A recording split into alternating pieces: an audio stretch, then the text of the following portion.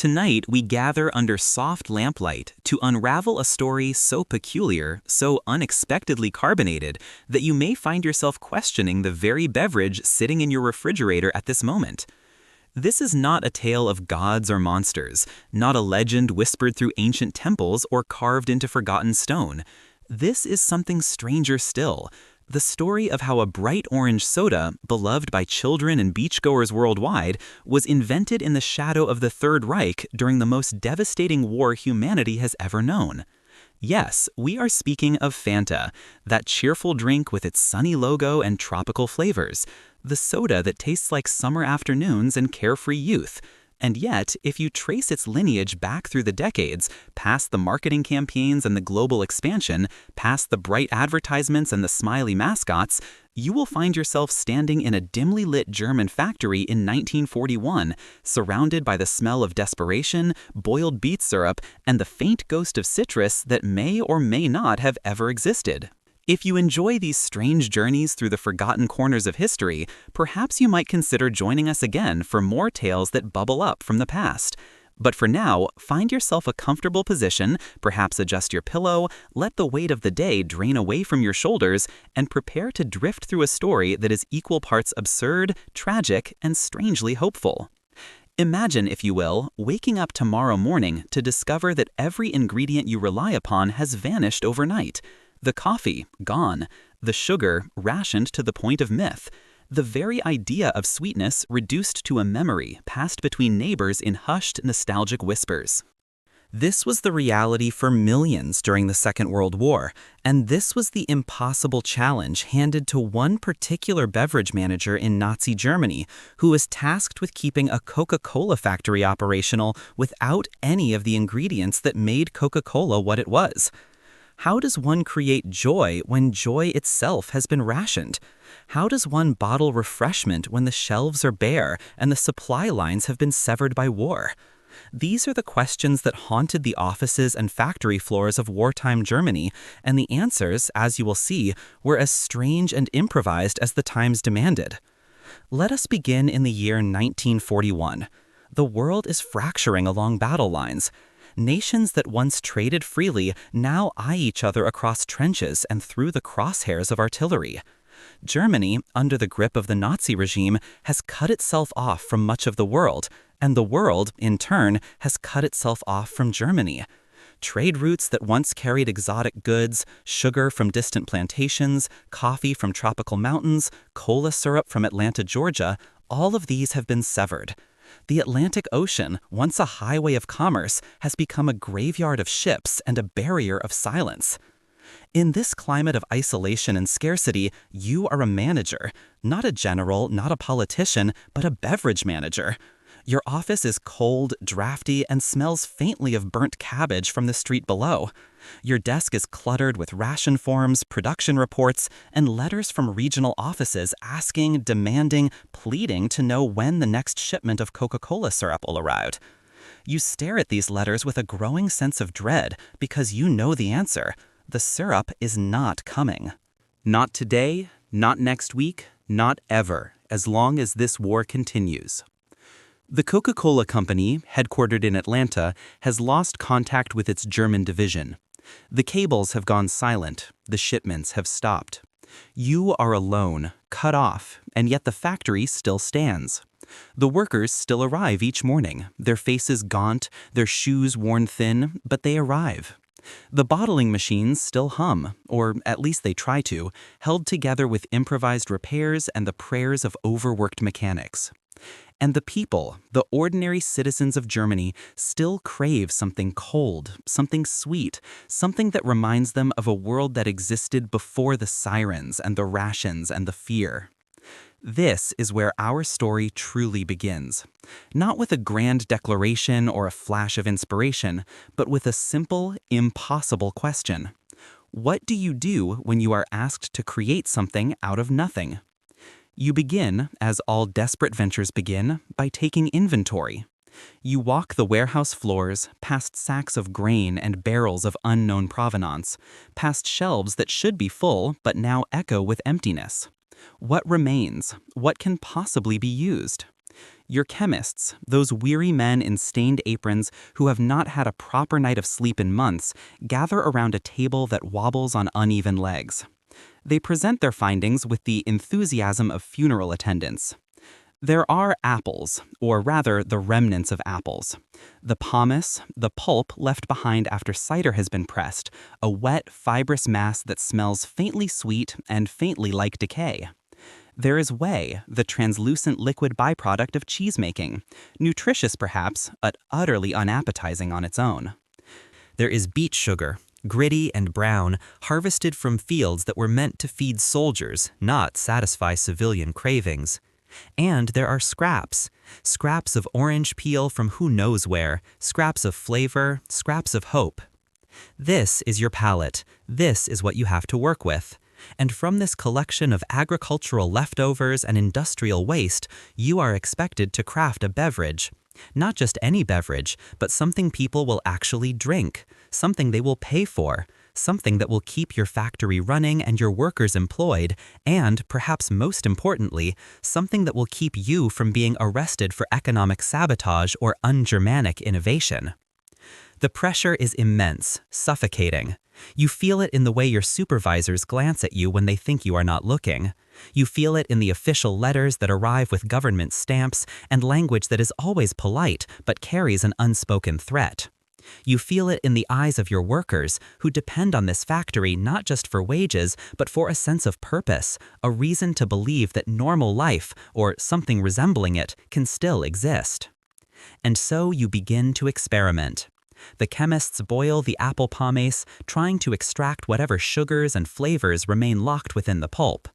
They mix it with the beet syrup, adjusting ratios, adding water, tasting, grimacing, adjusting again. They add the whey, hoping its slight acidity will balance the sweetness. They drop in the precious scraps of citrus peel, watching as the faint aroma rises from the vat like a ghost of summer.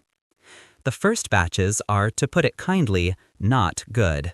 They are murky, inconsistent, and possess a flavor profile that can only be described as confused. One worker describes it as tasting like an apple that has lost its will to live. Another suggests it might work better as fertilizer. You do not disagree, but you do not give up either, because giving up is not an option. Failure means the factory closes. Closure means unemployment. Unemployment, in this time and place, can mean much worse. Days turn into weeks. The experiments continue. You adjust the temperature, the carbonation levels, the sweetness. You try adding more citrus, then less. You experiment with different types of beet sugar, different processing methods. Slowly, agonizingly, the liquid in the vats begins to change. It becomes lighter, clearer, more drinkable. It still does not taste like Coca-Cola. It does not taste like anything familiar, but it tastes like something. And in a world starved for novelty, for pleasure, for any small escape from the monotony of rationed existence, something is enough. You decide to bottle it. The first batch is small, cautious. You fill the glass bottles, cap them with the precious metal caps that have become worth their weight in gold, and send them out into the world. You do not know what to expect. Rejection, perhaps. Indifference. Maybe even anger that you dare to offer this pale imitation of real soda. But the response surprises you. People buy it. Not just out of desperation, though that is certainly part of it, but because it offers something they have been missing. It is cold, it is sweet, it fizzes on the tongue. And for a few brief moments, it allows them to forget. Forget the war, forget the rations, forget the fear that hangs over every day like a low, dark cloud. They drink your strange new beverage, and they smile. Some even ask for more. Word begins to spread. Not through advertisements, which are impossible, but through whispers, through ration lines, through the informal networks that connect neighbors and coworkers. The new drink from the Coca-Cola factory, the one with the odd name, the one that tastes vaguely like fruit and possibility. People begin calling it by the name you have given it, a name chosen almost at random during a meeting when exhaustion and desperation had stripped away all pretense. Fanta, short for fantasy, short for the idea that even in the midst of collapse, the human imagination can still conjure something new, something hopeful, something that bubbles. As production ramps up, you begin to understand that you have created more than just a beverage. You have created a symbol. Not of the regime, though they will try to claim it. Not of victory or nationalism, though those associations will be forced upon it. No, you have created a symbol of survival, of the stubborn human refusal to give up, even when every rational instinct screams that the situation is hopeless. You have turned scraps into soda, despair into carbonation, and in doing so, you have given people a small, fizzy reason to keep going. But this is only the beginning of the story, because Fanta, this accidental invention born from blockade and necessity, will go on a journey far stranger than its origins. It will survive the war. It will be claimed by victors and repackaged by marketers. It will travel across oceans and continents, transforming from a desperate wartime substitute into a global brand worth billions. And through it all, its strange, uncomfortable origins will be quietly, carefully forgotten, buried beneath layers of bright packaging and cheerful slogans. Let us continue our journey now, deeper into the machinery of wartime production, into the minds of the men and women who kept this strange enterprise running, into the moral complexities and absurd contradictions of creating joy under dictatorship. Settle deeper into your blankets, let your breathing slow, and drift with us through the rest of this peculiar, carbonated history. The man at the center of this story, the one who made it all possible, was named Max Keith. If you were to meet Max, you would not immediately think of him as a visionary or a rebel. He was, by all appearances, the very embodiment of middle management. Precise, methodical, a man who found comfort in spreadsheets and filing systems. His suits were always pressed, his handwriting was small and neat. He arrived at the factory each morning at precisely the same time, walking the same route, nodding politely to the same guards and gatekeepers. But beneath this unremarkable exterior was a mind of extraordinary flexibility. Max understood something fundamental about survival in bureaucratic systems.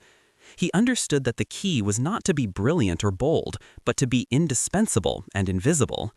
To keep the machinery running so smoothly that no one thought to question it. To produce results without drawing attention. To navigate the labyrinth of wartime regulations and party politics with the skill of a dancer moving through a crowded room, never bumping, never stumbling, always somehow finding a path forward. When the Coca-Cola syrup stopped arriving from America, Max did not panic. Panic was inefficient. Instead, he calculated. He made lists. He inventoried every resource available to him, no matter how unconventional. He held meetings with his chemists and engineers, asking them not what they needed, but what they could do with what they had. This shift in thinking, from ideal to possible, was what allowed Fanta to exist. Max also understood the political tightrope he was walking. Coca-Cola was an American company, and America was now the enemy. The Nazi regime was suspicious of foreign influences, foreign products, foreign ideas. Yet here was Max running a factory that bore the name of an American corporation, employing German workers, producing a product that was neither fully German nor fully American. It was a delicate position, fraught with danger. To protect himself and his workers, Max became a master of paperwork. He documented everything, every ingredient sourced, every bottle produced, every transaction made. He kept meticulous records, filed in triplicate, stamped with official seals. He made sure that if anyone ever questioned his loyalty or his operations, he could produce a mountain of evidence proving that everything he did was legal, necessary, and in service of the German economy. This obsessive documentation would later prove crucial, as it allowed the Coca-Cola company to reclaim the German operation after the war and verify that Max had not betrayed the company or collaborated beyond what survival demanded. But Max's genius was not just administrative. He also understood people. He knew that his workers were exhausted, frightened, and hungry. He knew that they needed more than just wages. They needed purpose. They needed to feel that their work mattered, that they were contributing to something meaningful. And so he cultivated a culture within the factory, an unspoken agreement that they were not just making soda. They were preserving a piece of normalcy. They were keeping alive the idea that life could be more than just survival. They were, in their own small way, resisting the grayness and brutality of the world outside. Max also made sure his workers were fed as much as he could manage. He traded finished bottles of Fanta for extra rations of bread and vegetables. He established informal networks with local farmers, exchanging soda for potatoes, apples, eggs. He turned the factory into a small ecosystem of barter and mutual support, and in doing so, he earned the loyalty of his employees. They worked long hours, often in dangerous conditions, under the constant threat of air raids and inspections. But they worked willingly because they trusted Max and because they believed in what they were doing. There is a story, perhaps apocryphal, but repeated often enough to carry its own truth, about the day Max was summoned to a meeting with a high-ranking party official. The official had questions about the factory, about the product, about Max's loyalties. Max arrived with his briefcase full of documents, prepared to defend himself with facts and figures. But the official was not interested in paperwork. He wanted to taste the product. He wanted to know if this new drink, this Fanta, was worthy of the German people. Max poured a glass, his hand steady despite the fear coiling in his stomach. The official took a sip. He paused. He took another. And then he smiled. He declared the drink excellent, refreshing, a fine example of German innovation and resourcefulness.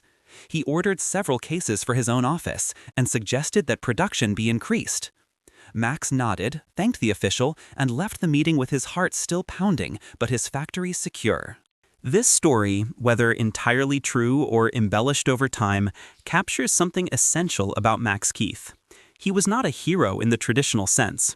He did not stand up and denounce the regime. He did not sabotage the war effort or hide refugees in his basement. What he did was survive. He kept his factory open, his workers employed, and his product flowing. And in a time and place where survival itself was an act of defiance, that was no small achievement. As the war dragged on, the challenges multiplied. Air raids became more frequent. The factory was damaged multiple times. Windows shattered, roofs punctured, machinery knocked out of alignment. Each time, Max and his team repaired the damage with whatever materials they could scavenge. Wooden planks replaced broken beams, tarps covered holes in the roof. The bottling line, once a marvel of modern engineering, became a patchwork of improvised fixes held together by wire, hope, and the stubborn refusal to admit defeat. Ingredients became even scarcer. The apple pomace that had been plentiful in the early days was now harder to find, as orchards were neglected or destroyed. Sugar rations tightened further. Even the whey, that humble byproduct of cheesemaking, became a precious commodity fought over by competing interests. Max adapted. He adjusted the recipe constantly, working with what he had on any given week. One batch might be slightly more apple-forward, another more beet-heavy. The flavor of Fanta became a moving target, a reflection of the chaos and scarcity of the times. But still, the bottles kept moving out of the factory. They found their way into stores, into canteens, into the hands of soldiers at the front and children in bombed-out neighborhoods. They crossed the country, carried by trucks that ran on fumes and determination, distributed through networks that operated half legally and half in shadow. Fanta, this strange child of necessity, took on a life of its own, becoming woven into the fabric of daily existence in wartime Germany. And through it all, Max Keith kept his head down, his records immaculate, and his factory running. He was not fighting the war. He was not ending it. He was simply doing what bureaucrats and managers have always done. He was maintaining systems, solving problems, and keeping people employed. And in doing so, without intending to, he created something that would outlive the regime, outlive the war, and outlive every person involved in its creation. Now let us turn our attention to the substance itself, this peculiar liquid that bore the name Fanta. What did it taste like, really? What was it made of, beyond the vague descriptions of apple and beet and citrus? To understand this, we must understand the concept of Ersatz, a German word that means substitute, but which during the war came to represent an entire philosophy of make do and manage. Ersatz was everywhere. Ersatz coffee made from roasted acorns, Ersatz chocolate made from sugar and fat and hope, Ersatz meat, Ersatz butter, Ersatz bread. The entire German diet had become a series of approximations, foods that looked like the real thing, were named like the real thing, but were fundamentally different. They existed in a strange, uncanny valley between genuine and fake, Functional but disappointing, enough to survive on but never enough to satisfy. Fanta was the ultimate ersatz beverage. It was not cola. It contained no caffeine, no coca leaf extract, none of the secret ingredients that made Coca-Cola what it was. Instead, it was built from the bottom up, using whatever was available. The base was typically apple pomace mixed with water and boiled to extract sugars and flavor. This produced a cloudy, brownish liquid that smelled faintly sweet and faintly like fermentation. To this base, beet sugar was added, as much as could be spared, to increase sweetness and body. The beet sugar had its own flavor, earthy and slightly metallic, which had to be masked or at least balanced. Whey, that thin, watery byproduct of cheese, was added for acidity and to give the drink a slight tanginess that mimicked the phosphoric acid in real cola. But whey had its own challenges. Too much, and the drink would taste sour, almost spoiled. Too little, and it would be cloying, sticky sweet without any sharpness to cut through. The citrus element was the most elusive. Real oranges were essentially non-existent in wartime Germany. Occasionally, dried orange peel could be acquired, smuggled in from southern regions or salvaged from old stores. This peel would be soaked, boiled, and the resulting essence added to the mix in tiny, precious amounts. But often there was no citrus at all. Instead, the chemists would rely on memory, on the idea of citrus, using whatever bitter or aromatic elements they could find to suggest orange without actually containing it. Carrot juice was tried for color, paprika for a hint of warmth. Even turnip extract was considered, though mercifully never fully implemented. The final step was carbonation. This was crucial. Without bubbles, the drink was just a flat, odd-tasting syrup. But with carbonation, it became something else. The bubbles lifted the flavors, made the drink feel lighter, more refreshing. They tickled the tongue and throat, providing a sensory experience that distracted from any deficiencies in taste. The carbonation equipment was temperamental, often breaking down or producing inconsistent results. Some bottles fizzed aggressively, almost explosively. Others were disappointingly flat. There was no quality control in the modern sense, just a hope that most bottles would be good enough. The color of Fanta varied wildly from batch to batch. Sometimes it was a pale amber, other times a murky brown. Occasionally, through some alchemy of ingredients and luck, it would achieve a faint orange hue that delighted everyone involved. But more often, it was simply beige, the color of compromise and scarcity. And yet, people drank it. They drank it at birthday parties and ration line gatherings. They drank it in bomb shelters during air raids, the cold bottles pressed against foreheads, a small comfort in the darkness. Soldiers drank it at the front, where it was shipped in crates alongside ammunition and medical supplies. Children drank it and declared it delicious, their palates uncorrupted by memories of better drinks. Adults drank it and pretended it was delicious because the alternative was to admit how far they had fallen, how much they had lost.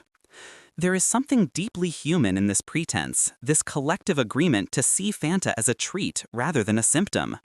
It speaks to our ability to adapt, to find joy in diminished circumstances, to celebrate small victories.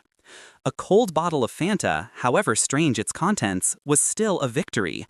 It was still a moment of pleasure in a world designed to crush pleasure. And so people cherished it, even as they knew on some level that it was not real soda, not the way soda used to be. It was ersatz. But it was their ersatz, and that made it real enough. As production continued and Fanta spread throughout Germany, it began to take on unexpected roles. It was not just a beverage. It became currency, traded on black markets for goods that were even scarcer. A bottle of Fanta could be exchanged for eggs, for butter, for cigarettes. Entire underground economies formed around it, with traders specializing in soda, negotiating exchange rates, building networks of supply and demand. This black market activity was technically illegal, and Max Keith and his managers were constantly walking the line between legitimate distribution and underground trade. They could not control where every bottle ended up, and they did not try too hard. They understood that in a society where official channels were clogged with bureaucracy and corruption, the black market was often the only way goods actually moved. They turned a blind eye to missing inventory, to drivers who took circuitous routes and returned with suspiciously full pockets, to workers who pocketed bottles for personal use. It was, in its own way, a form of wealth redistribution, a way of ensuring that even those without official connections could access small luxuries. The drink also found its way into military rations. The Wehrmacht, the German armed forces, were constantly looking for ways to boost morale among troops who were exhausted, disillusioned, and increasingly aware that the war was not going as promised. Fanta, with its sweetness and carbonation, provided a brief respite. It was included in care packages sent to the Eastern Front, where soldiers would crack open bottles in frozen trenches, the fizz a small defiance against the cold. It was served in field hospitals, where nurses would offer it to wounded men who could no longer stomach solid food. It appeared at officer gatherings, mixed with whatever alcohol was available, to create improvised cocktails that bore names like the Berlin Sunset or the Rhine Fizz. This military association would later become a source of controversy and discomfort for the Coca-Cola company. How do you market a drink that was once distributed to Nazi soldiers? How do you reconcile the cheerful branding with the dark context of its origins? The company's solution was simple. They did not talk about it. The post-war relaunch of Fanta erased the history, starting fresh with new recipes, new marketing, new narratives. The wartime years became a footnote, mentioned only in the most sanitized corporate histories, stripped of context and complication. But the people who lived through those years remembered. They remembered the taste, the color, the feeling of holding a cold bottle on a hot summer day when air raid sirens might sound at any moment. They remembered sharing bottles with neighbors, with friends, with strangers who had become comrades through shared hardship. They remembered that Fanta was not just a product of war, but a product of survival.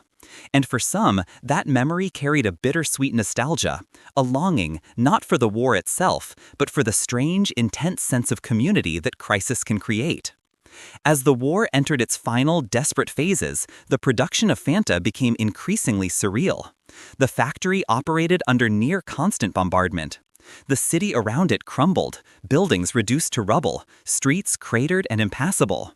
Yet somehow, the bottling line kept running, powered by generators and sheer stubbornness. Workers would arrive each morning, picking their way through debris, and begin their shifts as if nothing had changed. They filled bottles in basements, by candlelight, with the sound of explosions echoing in the distance. They capped and labeled and loaded crates, and sent them out into a world that was collapsing faster than anyone could fully comprehend. There is a particular kind of madness in this, a refusal to acknowledge reality that borders on the absurd. But it is also a testament to the human need for purpose, for routine, for something to hold on to when everything else is falling apart. The factory was not just a place of employment. It was a structure, a framework, a reason to get up in the morning. And Fanta, that pale, inconsistent, oddly comforting beverage, was the product of that structure. It was proof that order could still exist, that production could still happen, that life, in some diminished form, could still go on. And then, one day, it was over. The war ended not with a sudden clarity, but with a slow, confusing collapse. The Nazi regime imploded. The armies retreated or surrendered. The factories, those that still stood, ground to a halt as workers fled or simply stopped showing up, unsure if there was any point anymore. Max Keith, exhausted and gaunt, walked through his factory in the days after the surrender, surveying the damage. The bottling line was silent. The vats were empty. The warehouse, once stocked with ingredients and finished product, was bare. He sat at his desk, the same desk where he had spent so many sleepless nights calculating rations and filling out forms, and he wondered what would happen next. Would the Coca-Cola company return? Would they hold him accountable for what he had done? Would they see Fanta as an innovation or a betrayal? He had no answers. He had only his ledgers, his meticulously kept records, and a deep, bone-weary hope that it had all meant something.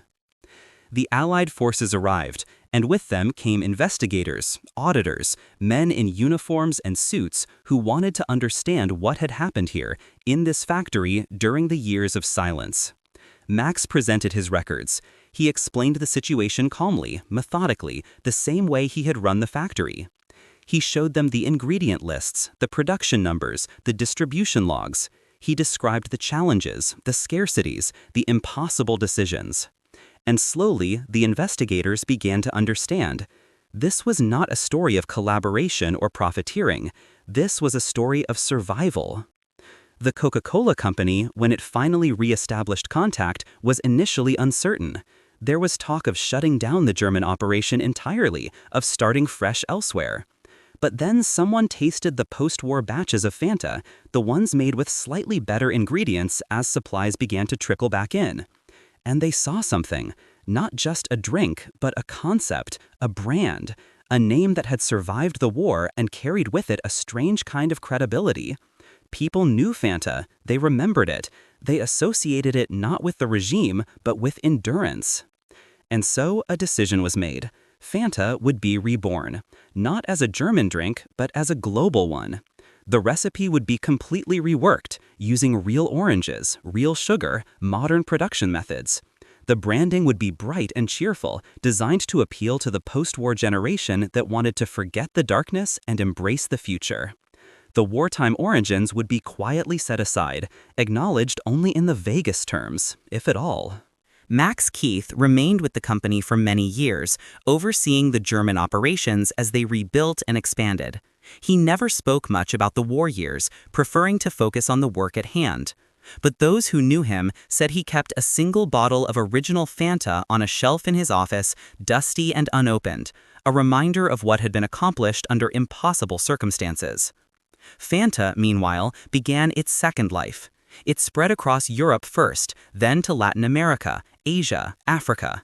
Each region developed its own flavors, its own variations, but the core concept remained. A fruit-flavored soda, bright and fun, designed to bring a moment of joy. The connection to Coca-Cola gave it distribution networks and marketing power.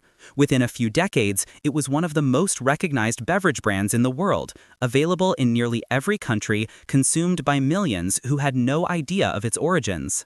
The transformation was so complete that by the 1970s, when historians and journalists began to dig into the story, many people refused to believe it. Surely, they said, a drink as cheerful as Fanta could not have been invented in Nazi Germany. Surely there was some mistake, some confusion. But the records were clear. The ledgers, the letters, the testimonies of those who had been there. Fanta was, undeniably, a child of the Third Reich. Not by ideology, but by circumstance. A product of blockade and scarcity, of human ingenuity and the refusal to surrender to despair. This uncomfortable truth created challenges for the Coca-Cola Company. How do you market a brand with such a complicated past? The solution, as mentioned, was largely to ignore it. Corporate histories mentioned the German origins in passing, focusing instead on the global expansion and the variety of flavors. Advertising campaigns emphasized fun, youth, sunshine, all the things that Fanta had become, rather than what it had been. But the past has a way of resurfacing. In recent years, as interest in corporate histories and ethical consumption has grown, the story of Fanta has been retold, examined, debated. Some see it as a testament to human resilience, proof that even in the darkest times, creativity and entrepreneurship can flourish. Others see it as a troubling example of how commerce continues regardless of moral context, how profit motives can operate independently of political ideology. Both perspectives contain truth. What is undeniable is that Fanta represents a strange intersection of history, commerce, and human need. It is a reminder that the objects we take for granted, the products we consume without thought, often have stories far more complex than their packaging suggests. A bottle of orange soda is not just a bottle of orange soda. It is the culmination of decisions made under pressure, of compromises and innovations, of people trying to find a way forward when the world offered no clear path. As you lie here now, perhaps you are thinking about your own relationship with Fanta, or with the countless other products that fill our lives. How many of them have hidden histories? How many were born from crisis or necessity? How many carry within them the fingerprints of people long gone, people who faced impossible choices and did the best they could? These questions do not have simple answers, but they are worth pondering as you drift toward sleep. Let us now consider the broader implications of ersatz culture, that strange wartime phenomenon where substitutes became the norm and people learned to accept, even embrace, the idea that nothing was quite what it seemed. Fanta was far from the only ersatz product. It was part of a vast ecosystem of substitution that touched every aspect of daily life. Ersatz coffee, as mentioned, was made from roasted acorns, chicory, barley, even dried figs. It was dark and bitter and bore only a passing resemblance to real coffee, but people drank it every morning, performing the ritual of coffee even when the substance was entirely different. Ersatz chocolate was concocted from whatever fats and sugars were available, mixed with cocoa powder that had been stretched with flour or chalk. Children who had never tasted real chocolate loved it anyway, because they had no basis for comparison. Bread, that most essential of foods, became a particular challenge. Flour was scarce, and what flour existed was often mixed with sawdust, ground nuts, even powdered cellulose. The resulting loaves were dense, gray, and difficult to chew. They provided calories, which was the point, but little else. People learned to toast them heavily to disguise the texture, to smother them in whatever spreads were available, to cut them into small pieces so they could be swallowed more easily. Meat was perhaps the most successful ersatz category, in the sense that the substitutes were genuinely unpleasant and everyone knew it. Sausages made from organ meats, blood, and grain fillers were sold as if they were real sausage, but no one was fooled. They were gray, slimy, and possessed a flavor that could only be described as biological. Yet people ate them, because protein was protein, and the body needs fuel even when the mind recoils. This culture of ersatz shaped the generation that lived through the war in profound ways. They learned to lower expectations, to be grateful for anything, to not ask too many questions about ingredients or origins. They learned that appearances could be deceiving, that a label was no guarantee of contents. They learned to make do, to improvise, to accept that the world they had known was gone and might never return. But there was also, strangely, a kind of pride in ersatz. It represented resilience, resourcefulness, the ability to adapt and survive. People shared recipes for ersatz dishes, swapped tips on how to make substitutes taste better, competed to see who could create the most convincing imitation. There was a sense that by mastering ersatz, they were proving their worth, demonstrating that they could not be broken by scarcity or hardship. Fanta fit perfectly into this mindset. It was ersatz soda, and everyone knew it. But it was good ersatz, as ersatz went. It was palatable, it was fun, it had bubbles. And in a world where real soda was a distant memory, that was more than enough.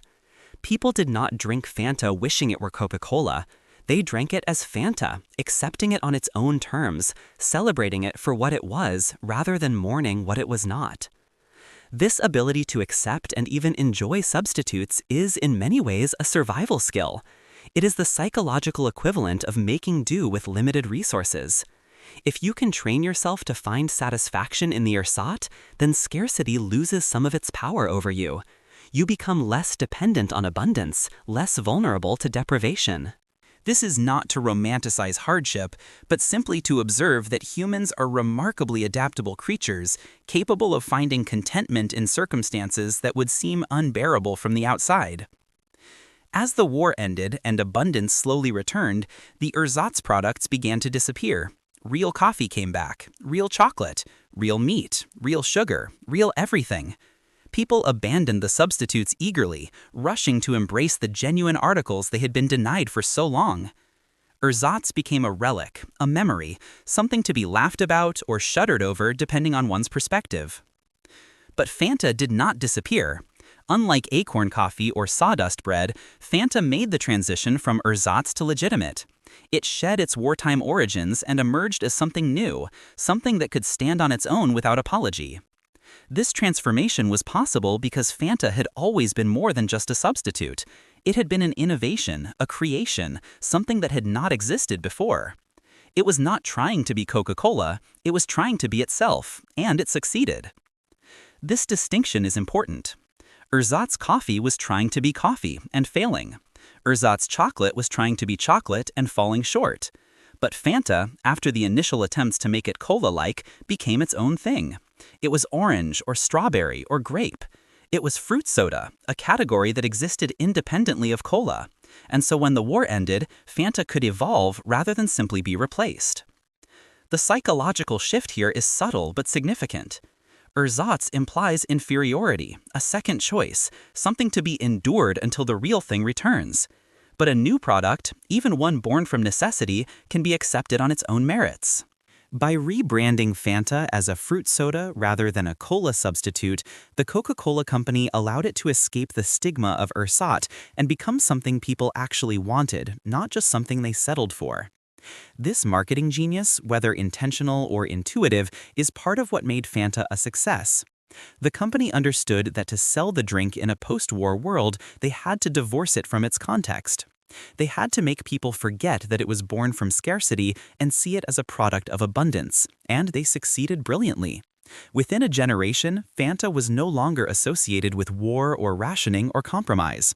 It was simply Fanta, bright and orange and fun, a drink for young people and summer days and carefree moments. But for those who remembered the original, there was always a ghost in the bottle.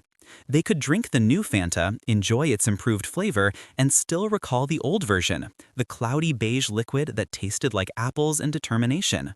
That memory, that knowledge of origins, added a layer of meaning that no marketing campaign could create. It made Fanta not just a drink, but a symbol of survival, of continuity, of the strange paths history takes. Let us now turn to the international journey of Fanta, the way it's spread across the globe and adapted to new markets, new cultures, new tastes. Because this is where the story becomes truly global, where a drink invented in a German factory during wartime becomes a universal brand recognized from Tokyo to Buenos Aires. The first international expansion happened in the 1950s as Coca-Cola rebuilt its global operations after the war. Fanta was introduced in Italy, where it was an instant hit. Italians loved the bright orange flavor, the way it paired with food, the refreshing fizz on hot summer days. Italy became one of Fanta's strongest markets, and to this day, orange Fanta is more popular there than in almost any other country.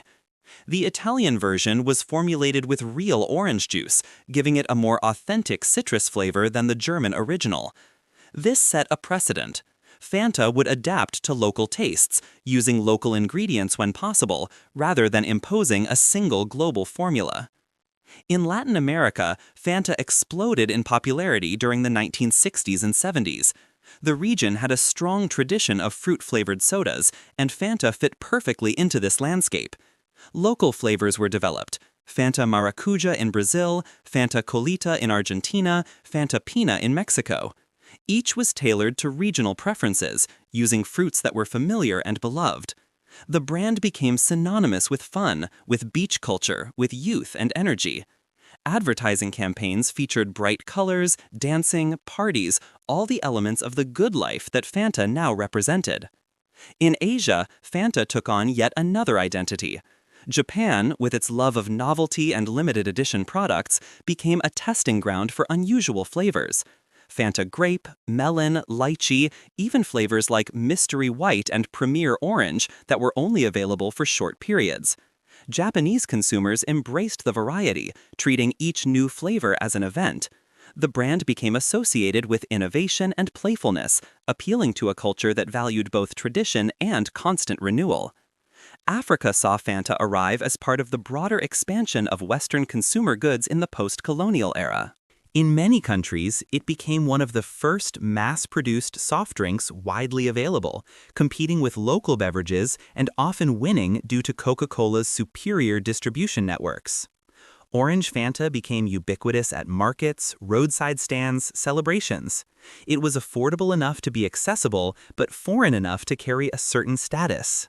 Drinking Fanta was a way of participating in global consumer culture, of feeling connected to the wider world.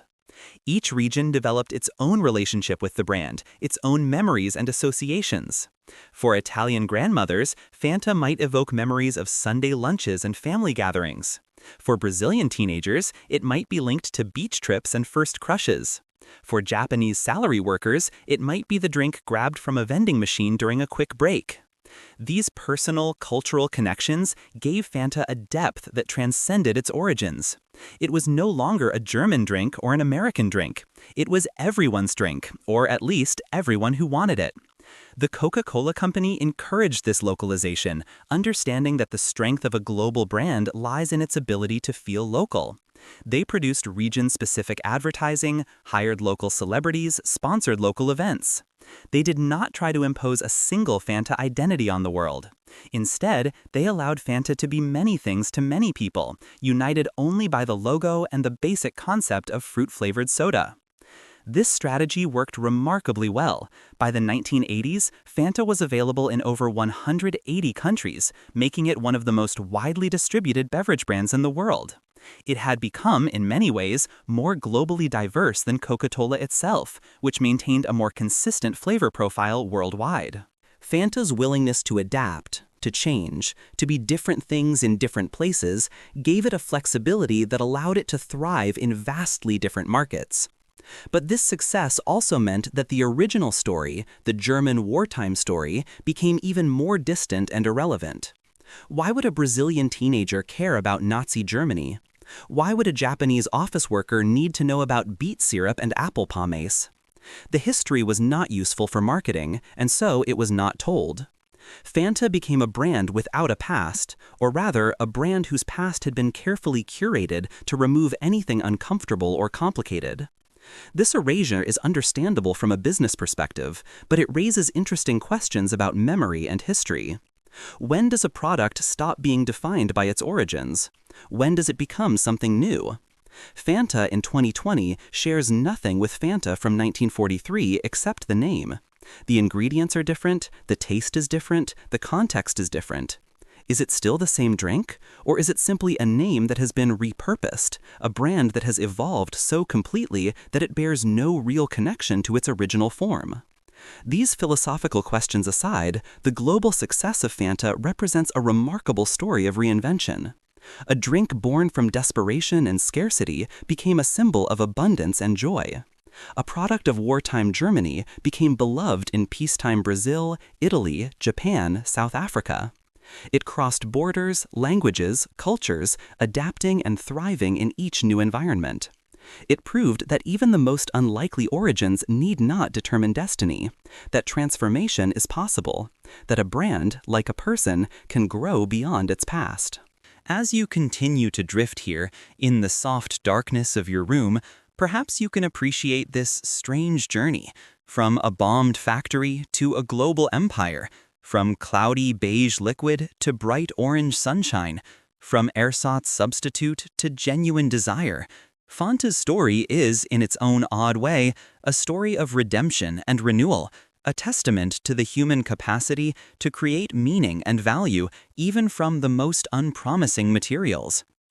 Now let us return once more to Max Keith, to the man who made it all possible, and consider what his legacy might be. Max lived until 1976, long enough to see Fanta become a global phenomenon, long enough to witness the transformation of his wartime improvisation into a billion-dollar brand. He retired from Coca-Cola with honors, his contributions recognized and celebrated, at least within the company. But Max rarely spoke publicly about the war years. When journalists asked, he deflected, offering brief factual responses but little detail. He did not write a memoir, he did not give lectures. He seemed content to let the work speak for itself, to let the records show what had been done without adding personal narrative or interpretation. This reticence was characteristic. Max was a man of systems and processes, not stories and speeches. Those who worked with him in the post-war years described him as fair, intelligent, and deeply committed to the business. He was not a visionary in the Steve Jobs mold, not a charismatic leader who inspired through personality. He was a builder, a maintainer, a man who understood that success came from attention to detail and consistent effort. He rebuilt the German Coca-Cola operations methodically, expanding production, improving quality, training new workers. Under his leadership, Germany became one of Coca-Cola's most profitable markets, a testament to his skill and dedication.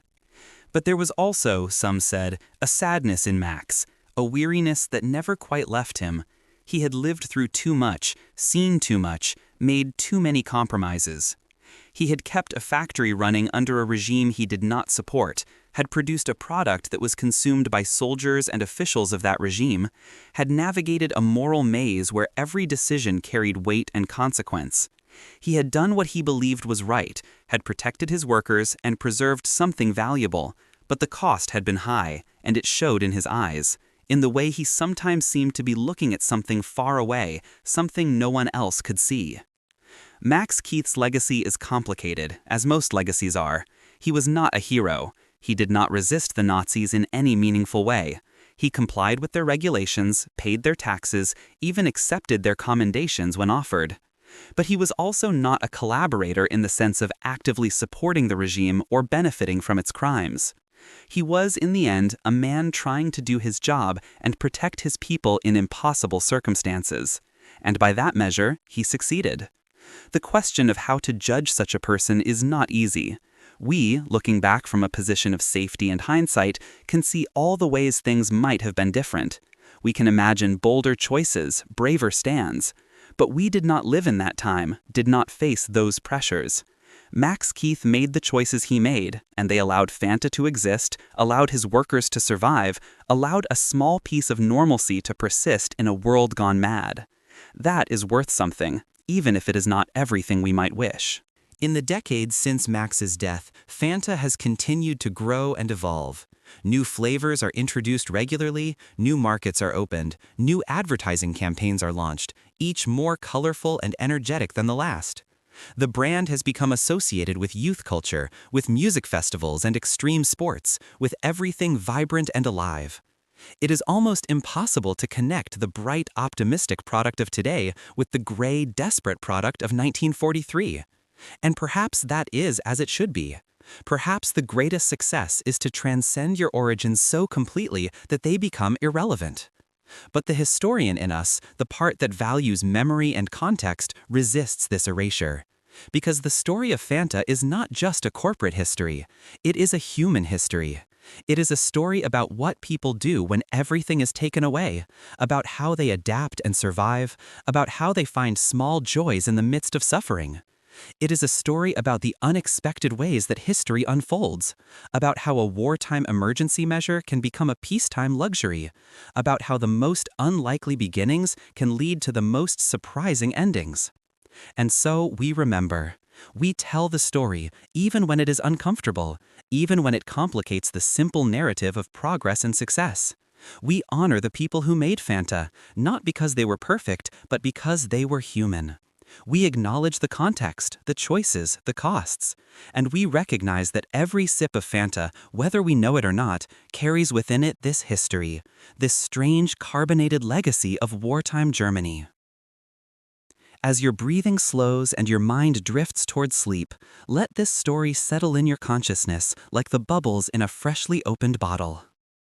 Let it remind you that history is never simple, that the objects around us carry stories we rarely consider, that even something as trivial as a soft drink can connect us to moments of great significance and complexity. Let it remind you that humans are endlessly creative, endlessly resilient, capable of making something sweet even from the sourest circumstances. Tomorrow, when you see a bottle of Fanta on a store shelf, perhaps you will pause for a moment. Perhaps you will remember this story, this strange journey from wartime desperation to global celebration. Perhaps you will appreciate the drink a little differently, not just as a beverage, but as a testament to survival and reinvention, as a small but significant reminder that even the darkest times can produce something unexpectedly bright. And now, as the story draws to its close, as the final bubbles rise and dissipate, let yourself sink deeper into rest. Let the weight of history lift from your shoulders. Let the questions and complexities fade into the background. You have traveled a long way tonight, through time and space, through factories and boardrooms, through scarcity and abundance. You have met people who faced impossible choices and did their best. You have witnessed the birth of something that continues to exist, continues to bring small moments of pleasure to millions of people around the world. That is enough. That is more than enough. Close your eyes now. Let the darkness be complete. Let your breathing find its natural rhythm. Let sleep come gently, easily, carrying you away from this story and into your own dreams. And may those dreams be sweet and fizzy and bright with unexpected colors, just like the strange, improbable, undeniably fascinating journey of Fanta. Rest well, traveler. The history will still be here when you wake. But for now, let it all go. Let it all dissolve like sugar in water, like bubbles in air, like memories softening into myth. Sleep. Just sleep. And let the world, with all its complexity and contradiction, fade into the gentle silence of night. If you have ever wondered how a single flower could reshape civilizations, topple empires, and rewrite the course of human suffering and solace, then settle in beneath your blankets and let the story unfold. Tonight, we trace the winding path of the opium poppy, from its humble origins in ancient Mesopotamian fields to the crisis that grips nations in our modern age. This is not merely a tale of medicine or vice, but rather a chronicle of humanity itself, our eternal search for relief from pain, our capacity for both healing and destruction, and the delicate line we walk between wisdom and folly. If you find comfort in these long nocturnal journeys through history, consider staying with us for more tales that drift through the shadows of the past. Now dim the lights, let the world outside fade to a gentle murmur, and allow yourself to be carried back through 5,000 years of human experience. Imagine yourself standing in the cradle of civilization, somewhere between the Tigris and Euphrates rivers, where the sun beats down upon fields of barley and the air shimmers with desert heat. The year is approximately 3,500 years before the Common Era, and you are a Sumerian, your life woven into the rhythms of planting and harvest, of temple rituals, and the eternal dance between survival and starvation. Your beard is magnificent, your sandals worn thin by the dusty paths between your mud brick home and the fields where you toil. One morning, as the sun climbs above the horizon and paints the landscape in shades of amber and gold, you notice something unusual growing among the wild grasses at the edge of your plot. A flower, scarlet petals trembling in the breeze, stands taller than the common weeds, its presence somehow both delicate and commanding. If you find comfort in these long nocturnal journeys through history, consider staying with us for more tales that drift through the shadows of the past. Now dim the lights, let the world outside fade to a gentle murmur, and allow yourself to be carried back through 5,000 years of human experience. You approach this flower with curiosity, for in an age without books or schools, knowledge comes through observation and careful experimentation. The poppy, as you will come to know it, is not native to these lands alone, but it thrives here in the dry heat, asking little from the soil and offering much in return. You break open one of the seed pods, and a milky sap oozes forth, sticky and fragrant, coating your fingers with a substance that smells of earth and something else, something you cannot quite name. Perhaps it is the scent of dreams themselves. You taste it cautiously, for you have learned that nature offers both nourishment and poison in equal measure. The flavor is bitter, unpleasant even, but within moments something shifts inside you. The ache in your lower back, the constant companion of your laboring days, seems to retreat into the distance. The hunger that gnaws at your belly becomes somehow less urgent. The crying of your neighbor's infant, which has pierced the air for 3 days without cease, now sounds almost musical, a distant lullaby rather than a torment. The Sumerians, your people, give this plant a name that will echo through the millennia. They call it hul-gil, which translates to the joy plant, and rarely has a name been more fitting or more ominous. In the temples where priests commune with gods whose moods are as changeable as the weather, the poppy begins to occupy a place of honor.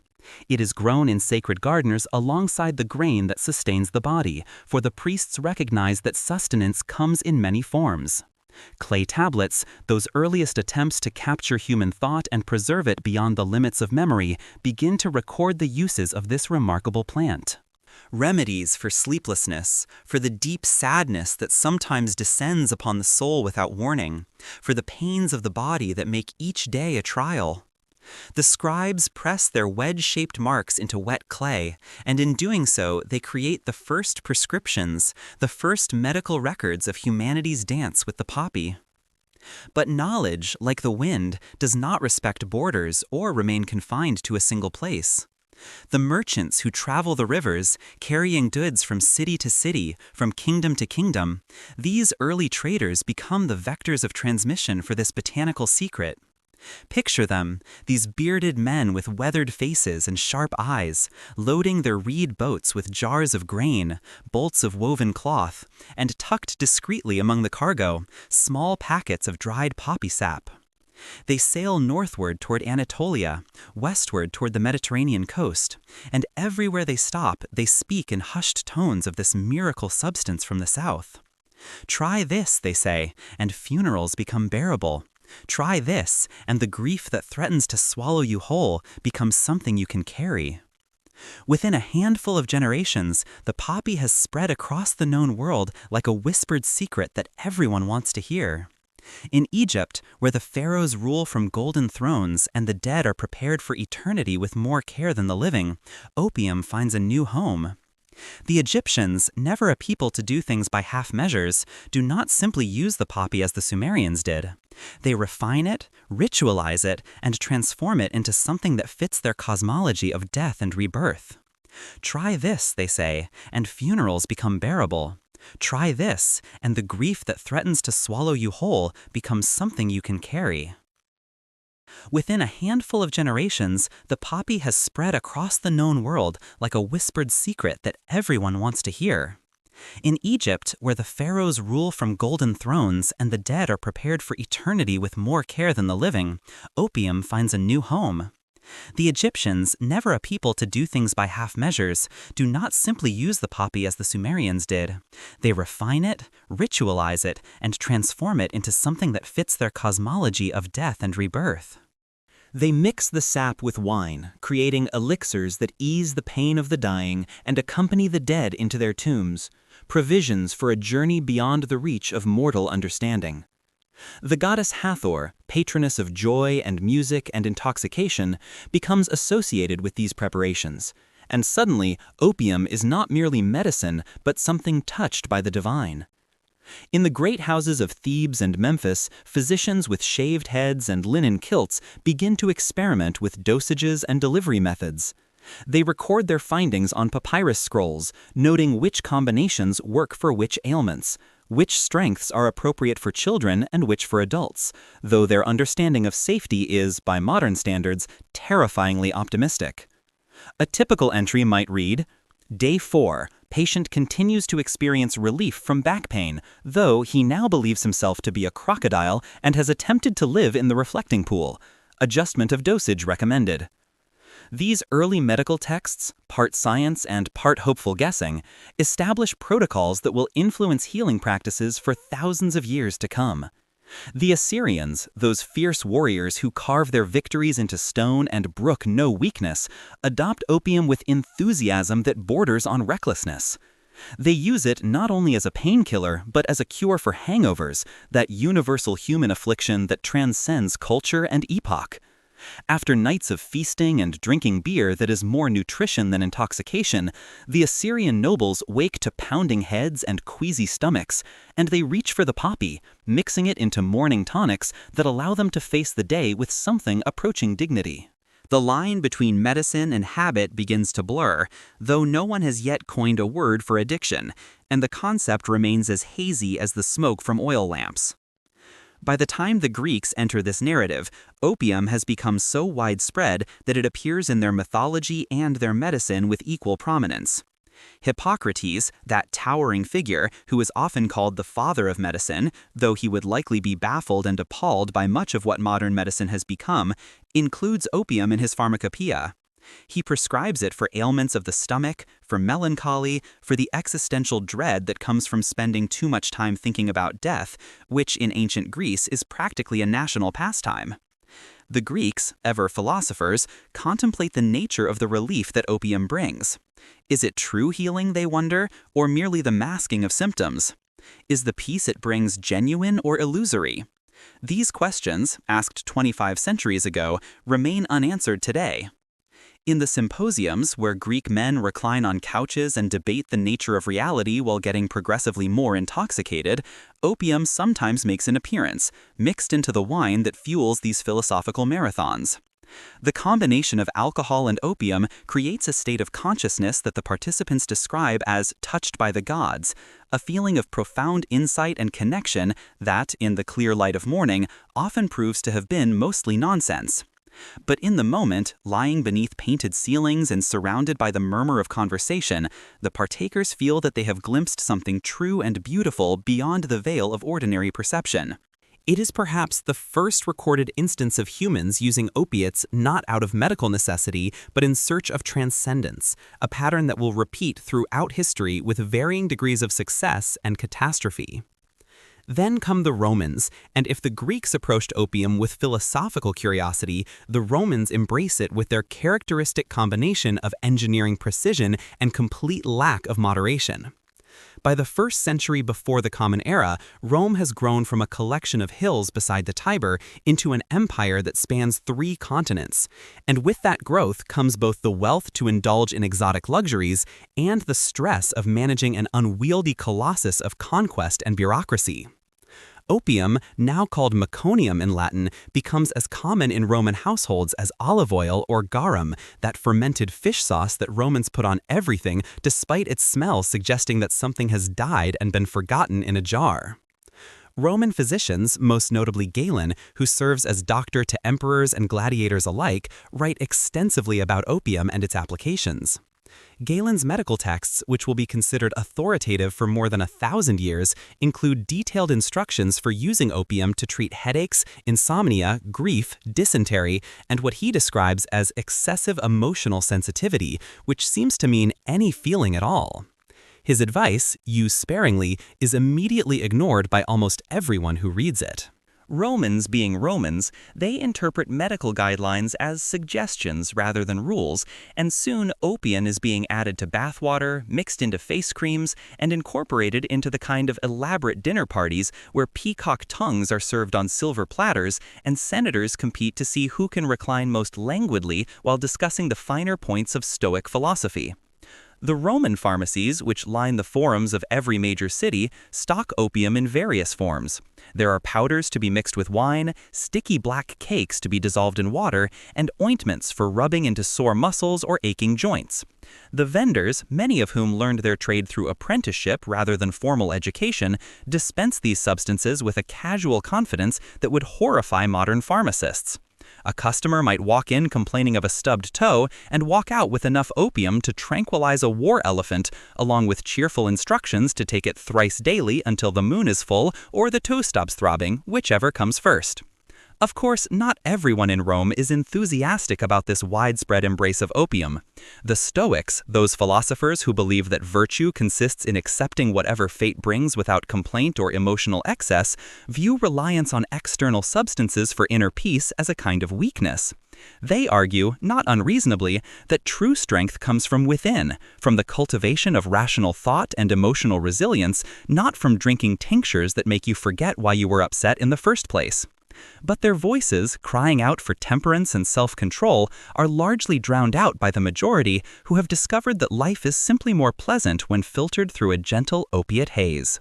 After all, the Romans reason, if the gods had not wanted humans to use opium, why would they have created it in the first place? This logic, deeply flawed but emotionally satisfying, carries the day. As Rome's influence spreads across Europe, North Africa, and the Near East, so too does knowledge of opium.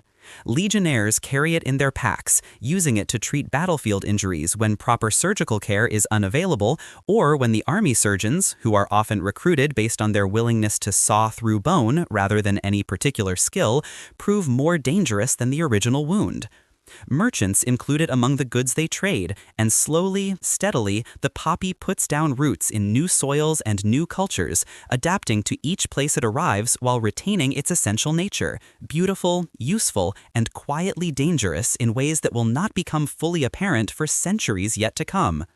Now let us travel eastward, beyond the borders of the Roman Empire, to the vast network of trade routes that history will come to call the Silk Road.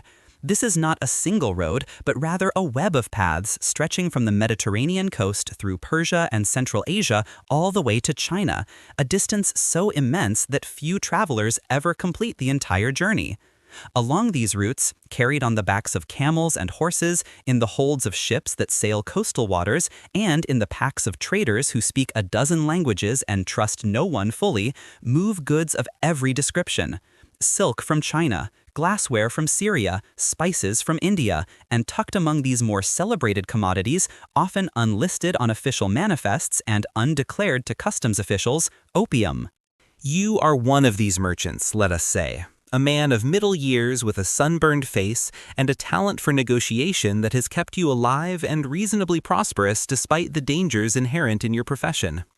Bandits haunt the mountain passes, demanding tribute or taking it by force. Officials at every border post expect bribes, the amount varying based on their assessment of your wealth and your willingness to argue. The weather itself seems determined to kill you, with sandstorms that strip skin from bone and winter cold that turns fingers black with frostbite. And yet you persist because the profits, for those clever and lucky enough to survive, are extraordinary.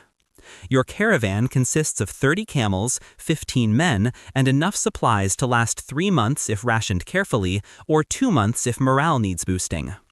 Among your official cargo are bolts of silk, bags of peppercorns that are worth their weight in silver, and carefully wrapped porcelain that will shatter if anyone looks at it wrong. But hidden beneath these legitimate goods, wrapped in oilcloth and tucked into false bottoms of packing crates, are your real valuables. Opium, processed into dense cakes that can be broken into smaller pieces, each worth enough to live on for a month. You acquired these from a supplier in Persia, a Greek man with too many rings and a smile that never quite reaches his eyes, who assured you that the quality is exceptional and the price is fair, both of which are probably lies, but lies you can work with. At every stop along your route, you engage in a careful dance with customs officials. They inspect your goods, noting the silk and spices on their lists, assessing the appropriate taxes. When they come to the wrapped packages of opium, you explain calmly that these are medicinal compounds, herbal remedies for various ailments, which is technically true in the same way that a sword is technically a farming implement if you are creative enough about it. The officials nod, unconvinced but willing to be convinced, and you offer them a sample, just a small taste so they can verify the quality themselves. 10 minutes later, they are giggling at their own shadows and waving you through the checkpoint with expressions of profound benevolence toward all living things. This scene repeats itself across Central Asia with minor variations. In Samarkand, you trade silk for dried fruits and fresh horses. In Bukhara, you spend 3 days in a caravanserai, one of those fortified inns that dot the trade routes, waiting out a sandstorm and listening to other merchants tell lies about their profits. A scholar from Baghdad buys some of your lower-grade opium, claiming he needs it for his studies of consciousness and the nature of perception. A musician purchases a small amount, insisting it helps him hear the music of the spheres, though to your ear he still plays out of tune. And then, quietly, late at night in your rented room, a man in fine robes who identifies himself only as a servant of someone important slips you a gold coin and asks for your best quality opium, the kind reserved for those who can afford to chase their pain all the way into oblivion. The deeper into Asia you travel, the more you notice that opium is no longer a foreign curiosity, but a familiar presence. In India, farmers have begun cultivating their own poppies, and the local markets sell opium paste alongside turmeric and cardamom. In the mountains of Afghanistan, where the soil is poor for most crops but apparently perfect for poppies, entire villages have organized their economies around this single plant. The Buddhist monasteries you pass, perched on cliffsides and wreathed in clouds, smell of incense smoke that might be entirely innocent, or might contain other substances that aid in meditation and the dissolution of the self. You do not ask, and the monks do not volunteer information, and this mutual discretion allows commerce to proceed smoothly. By the time you reach China, having crossed deserts and mountains and said goodbye to 3 camels and 1 man who simply vanished one night, leaving only his boots behind, you find that the Chinese have their own relationship with opium, one that is beginning to concern their government even as it enriches merchants and suppliers. The upper classes, those scholars and officials who govern the vast bureaucracy of the empire, have taken to mixing opium into their tea, claiming that it enhances clarity of thought and aids in the composition of poetry. Whether their poetry actually improves is debatable, but they certainly become more prolific, writing odes to chrysanthemums and the moon with an enthusiasm that borders on manic. You sell your remaining opium to a merchant in Canton, receiving in return a quantity of silver that represents more wealth than your father saw in his entire lifetime. You count the coins carefully, convert some into letters of credit that can be redeemed in Persia, and allow yourself one night of celebration before beginning the long journey home. As you sit in a tea house, listening to a musician play a stringed instrument you cannot name, you reflect on the strange path your life has taken.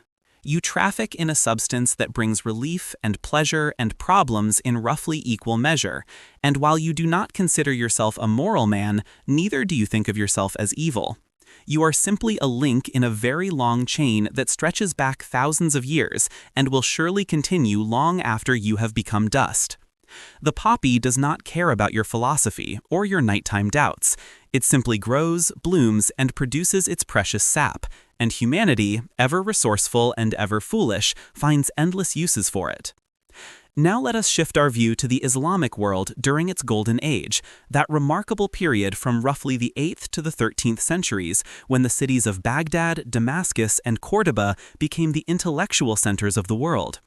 Here, while Europe languishes in what future generations will call the Dark Ages, scholars preserve and expand upon the knowledge of the ancients. They translate Greek and Roman texts into Arabic, add their own observations and discoveries, and create a synthesis of learning that encompasses mathematics, astronomy, medicine, and philosophy. And in this flowering of human knowledge, opium occupies an important but carefully considered place. You are a court physician in Baghdad during the reign of the Abbasid caliphs, a position that requires not only medical knowledge but also political acumen, for the line between healer and scapegoat can be dangerously thin. Your medical training included years of study under established masters, memorizing texts, observing treatments, and gradually being allowed to treat patients under supervision. You have learned to set bones, to diagnose fevers based on the color and consistency of urine, to prepare compounds from hundreds of different plants and minerals. And among your most valuable tools is opium, which you keep in a locked cabinet alongside other powerful and potentially dangerous substances. The Islamic approach to opium reflects the broader philosophical and religious context of the culture. The Quran forbids intoxication, declaring that substances which befog the mind and interfere with prayer and right action are to be avoided. But opium, when used medicinally and in appropriate doses, occupies a gray area. It is not consumed for pleasure, at least not officially, but rather to alleviate suffering, which is surely a pious goal. The scholars debate the fine points. If a patient takes opium for pain and experiences a sense of euphoria as a side effect, has he sinned? If a person becomes dependent on opium for legitimate medical reasons, is this a moral failing or simply an unfortunate consequence of the treatment? These discussions fill volumes and resolve nothing definitively, but they demonstrate a level of thoughtfulness about drug use that is largely absent in other cultures of the period.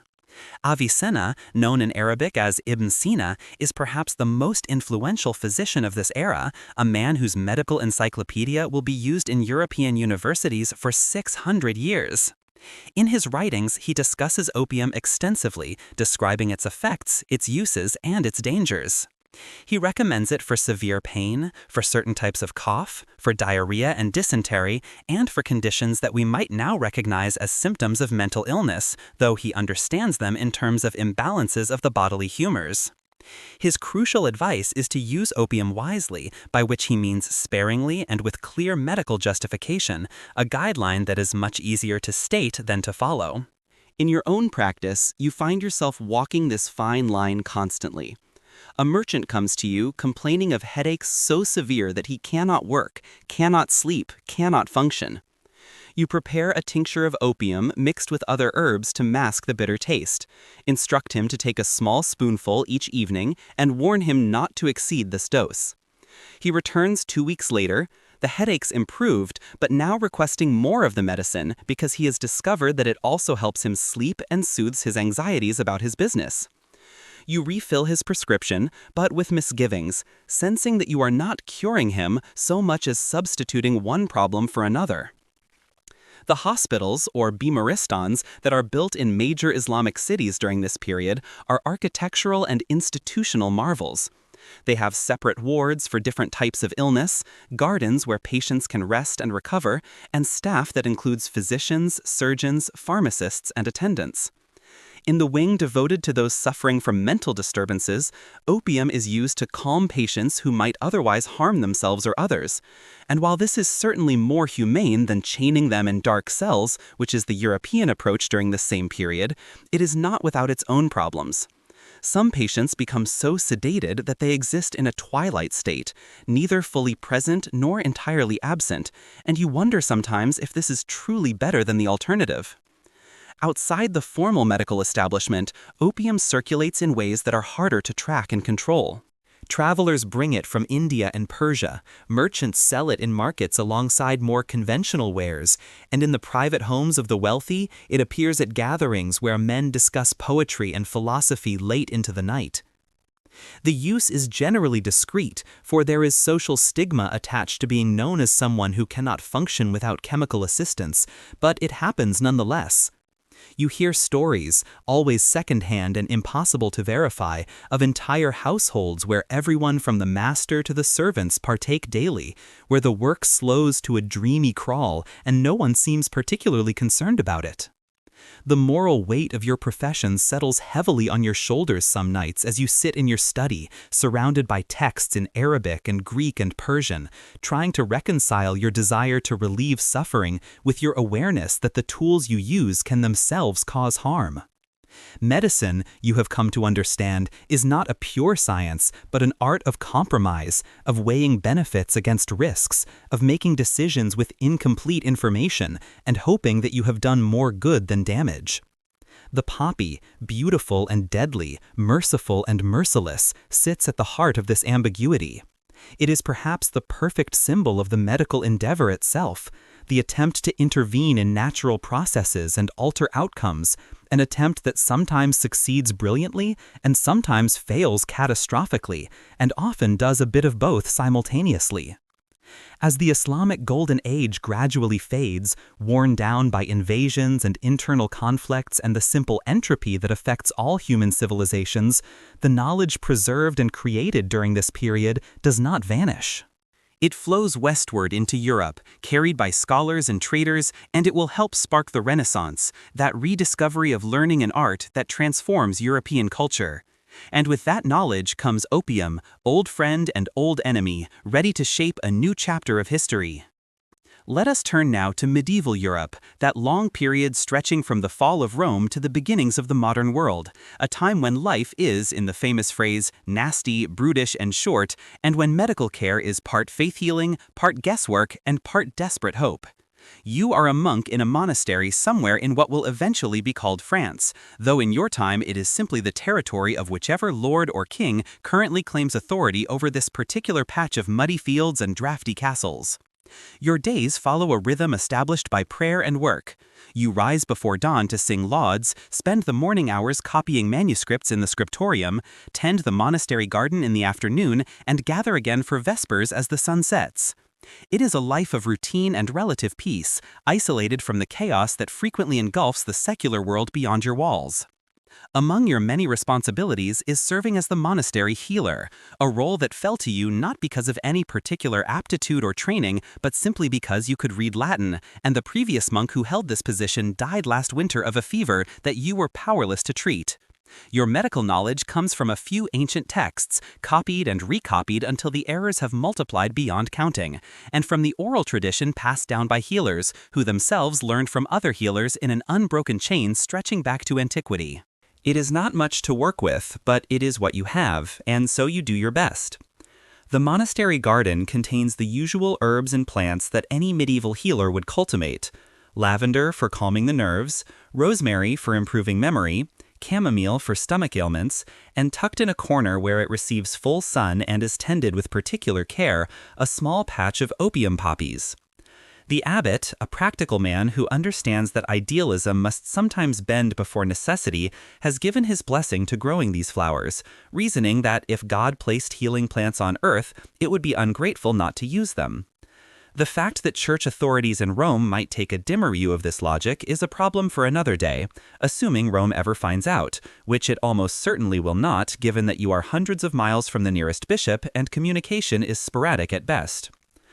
When a patient comes to you in pain, whether from an injury or illness or simply the accumulated damage of a hard life, you have limited options.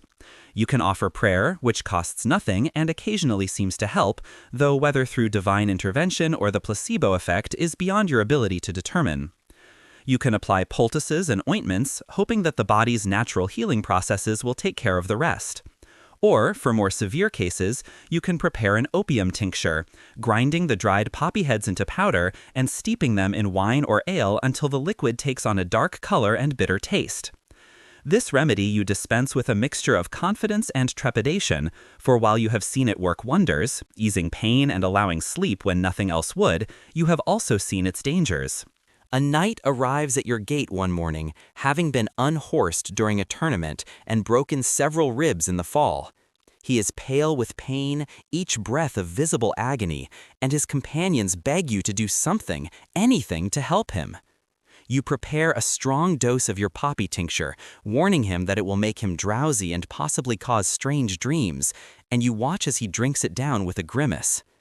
Within a quarter hour, his face relaxes, the lines of pain smoothing away, and he falls into a deep sleep from which he does not wake for 12 hours. When he does finally open his eyes, he reports that the pain is much reduced and asks if you might have more of that marvelous medicine. You provide a weaker dose and counsel him to use it sparingly, advice that he accepts with the kind of easy agreement that makes you suspect he is not truly listening. Over the following weeks, as the knight recovers in the monastery's guest house, he requests the tincture with increasing frequency.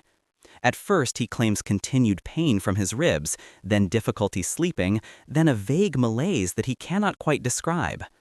You recognize what is happening, for you have seen it before, the way that opium's relief becomes its own kind of necessity, but you are unsure how to refuse him. He is a man of rank and violence, accustomed to getting what he wants, and you are a monk who has forsworn physical confrontation. In the end, you compromise, providing smaller doses and mixing in other herbs that you hope will reduce the strength of the opium without him noticing. Whether this strategy works or merely delays the inevitable, you cannot say. The challenge you face, and it is a challenge that will echo across centuries, is that opium genuinely helps people. It is not a fraud or a false promise, but a medicine that delivers on its claims, easing pain and bringing rest to those who suffer. The problem is that this relief comes with a cost that is not immediately apparent, a debt that accumulates silently until one day the user discovers that they can no longer function without the drug, that the absence of opium is more unbearable than the original pain ever was. And what then? You have no treatment for dependence, no understanding of the physical and psychological mechanisms at work. You can offer only prayer and encouragement to endure, which feel pitifully inadequate in the face of actual withdrawal symptoms. In the evenings, when your duties are complete and you have a few moments for reflection, you sometimes sit in the garden near the poppies and contemplate the mystery of God's creation. Why would the divine place such a plant in the world, something capable of both mercy and destruction? Is it a test of human wisdom and moderation? Is it an example of how even good things become harmful when taken to excess?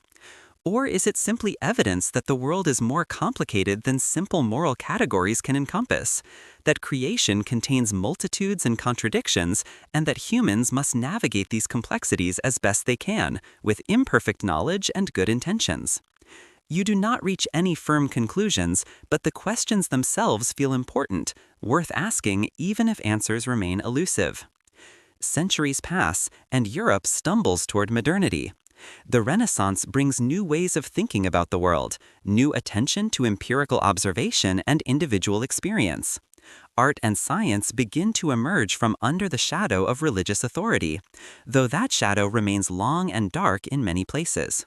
And in this flowering of human creativity and inquiry, opium finds new applications and new users among those who consider themselves at the forefront of civilization's advance. You are now in 16th century Venice, that impossible city built on wooden pilings driven into mud, where east meets west, and fortunes are made and lost with every tide. The streets, or rather the canals, bustle with commerce. Ships from all over the Mediterranean dock at the quays, their holds filled with goods from places most Venetians will never visit. The city is rich, confident, corrupt, beautiful, and dangerous in equal measure. It is an intoxicating place in both the metaphorical and increasingly literal sense, for Venice has become a center for the trade in exotic substances, including opium and its various preparations. You have stubbed your toe, which sounds like a trivial injury, but has left you limping and cursing with remarkable creativity. Perhaps you were distracted by the sight of a pretty face in a passing gondola, or perhaps you simply did not see the raised threshold of a door, worn smooth by centuries of feet passing over it. Regardless, your toe throbs with a pain that seems entirely disproportionate to the cause, and you make your way to the nearest apothecary seeking relief. The shop is a cave of wonders, its shelves lined with jars and bottles containing substances from all corners of the known world.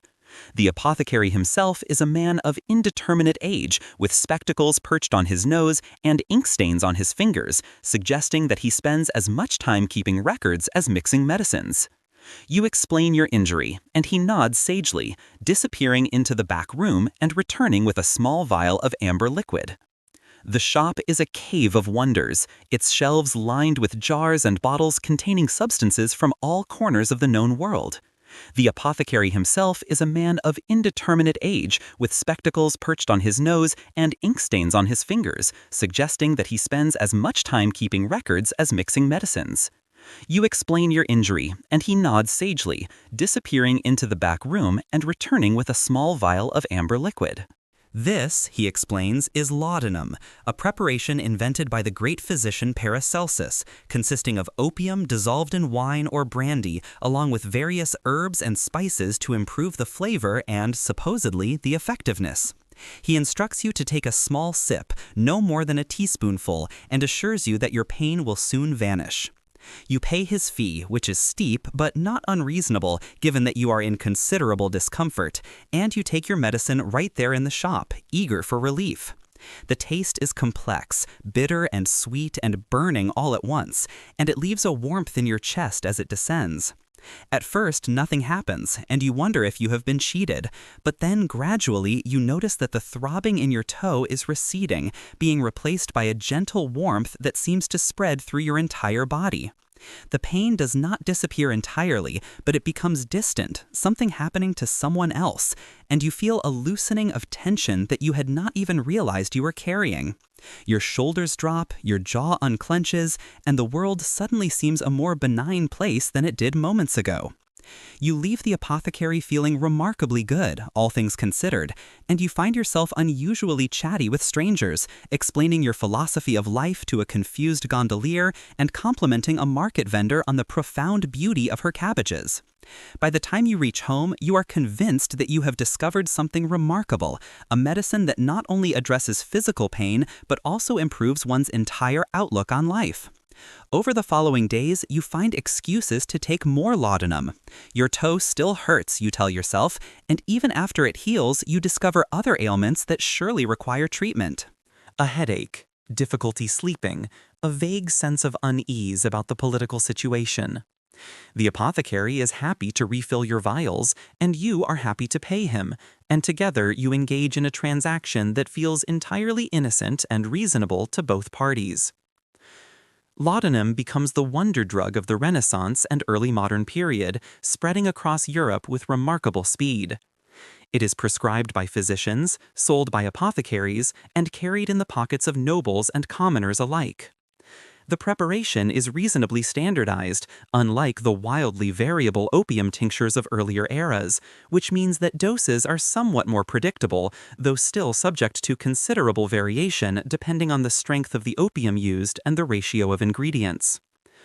Medical texts begin to include laudanum as a standard treatment for a vast array of conditions, from purely physical ailments like coughs and dysentery to psychological troubles like melancholy and anxiety. The problem, which takes some time to become widely recognized, is that laudanum is quite addictive. The opium dissolved in alcohol creates a particularly potent combination, and users find that they quickly develop tolerance, requiring larger doses to achieve the same effects. Withdrawal is unpleasant, characterized by sweating, shaking, nausea, and a desperate craving for more of the drug. But because addiction is not yet understood as a medical condition, those who become dependent are often seen as morally weak, lacking in willpower and self-control. The idea that the substance itself has altered their brain chemistry in ways that make it extraordinarily difficult to stop using is not yet part of medical or popular understanding. Artists and writers are particularly drawn to laudanum and other opium preparations.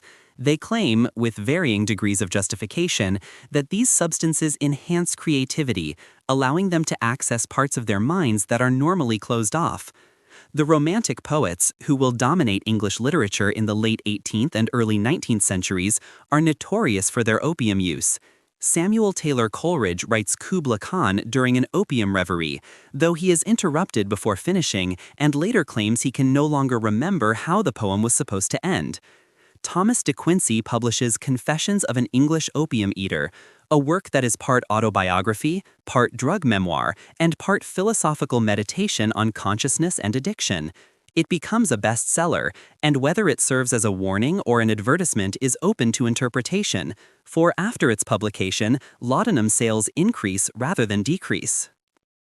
The royal courts of Europe are not immune to opium's charms. It is rumored, though rarely confirmed, that various monarchs and nobles use opium preparations, either for legitimate medical reasons or simply because they find it makes the tedium of state functions more bearable. Queen Elizabeth I of England reportedly keeps laudanum on hand for her nerves, and French nobles sometimes add it to their perfumes, creating a heady scent that combines floral notes with the earthy undertone of opium. It becomes fashionable in some circles to be slightly hazy, to speak in dreamy tones and gaze at middle distances, and while overt intoxication is frowned upon, a gentle fog is considered rather artistic and interesting. But even as opium becomes more socially accepted and widely used in Europe, trouble is brewing far to the east in the ancient empire of China. The story of opium's impact on China is one of the darkest chapters in the plant's long history, a tale of cynical economics, colonial exploitation, and human suffering on a massive scale. To understand what happens, we must first understand the economic relationship between China and the West in the 18th and early 19th centuries. China, during this period, is ruled by the Qing dynasty, and it is, by most measures, the wealthiest and most populous nation on Earth. The Chinese produce goods that Europeans desperately want, particularly tea, which has become an essential part of British culture, consumed by all classes from the poorest laborers to the royal family. They also export silk and porcelain, luxury items that fetch high prices in European markets.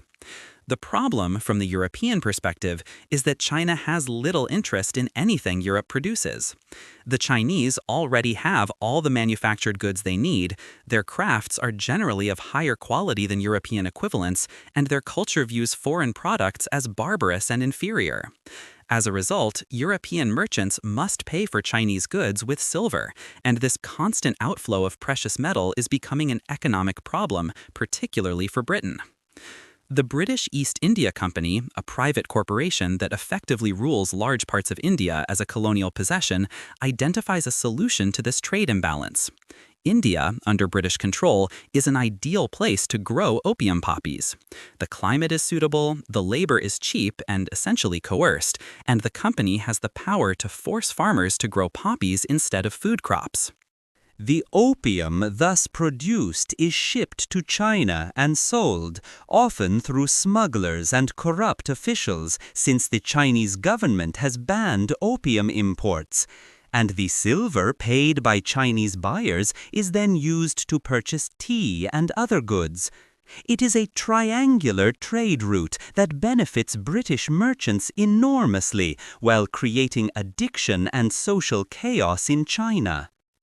Over the past several years, you have noticed disturbing changes in your jurisdiction. Opium use, which was once confined to a small number of the very wealthy who could afford to import it for medicinal use, has spread dramatically. Opium dens have opened in the cities, establishments where men, and increasingly women, lie on wooden platforms, smoking opium through long pipes and drifting in narcotic dreams. Productivity has declined as workers spend less time at their jobs and more time chasing the next dose of smoke. Tax revenues have fallen because money that would have been spent on goods and services is now spent on opium. Even some of your own staff, you suspect, are users, which would explain their increasing lethargy and unreliability. You send reports to the imperial court describing the situation and recommending action. The emperor, who has heard similar reports from officials across the country, issues an edict banning opium importation and use. The penalty for trafficking in opium is to be death, and officials are ordered to confiscate and destroy any opium they find. You implement these orders enthusiastically, organizing public burnings of seized opium and arresting dealers. For a brief moment, you feel that the problem is being addressed, that the tide of addiction can be reversed through firm action. But the British merchants have no intention of giving up such a lucrative trade. They work with corrupt Chinese officials, bribing them to look the other way. And they operate through a network of Chinese smugglers who take the risks while the foreigners remain safely offshore. The flow of opium into China not only continues but increases, and you realize with growing horror that you are fighting a losing battle. For every shipment you intercept, 5 more get through. For every dealer you arrest, 10 more take his place. The sheer scale of the problem is overwhelming, and you begin to suspect that powerful forces are working against you, forces with more resources and fewer scruples than you possess. In desperation, the emperor appoints a special commissioner, Lin Zexu, and gives him extraordinary powers to solve the opium crisis. Commissioner Lin is incorruptible, energetic, and absolutely committed to ending the opium trade. He travels to Canton, the main port of entry for foreign merchants, and he demands that all foreign traders surrender their opium stocks. When they refuse, he essentially holds them hostage, surrounding the foreign quarter with troops and cutting off food supplies until they comply.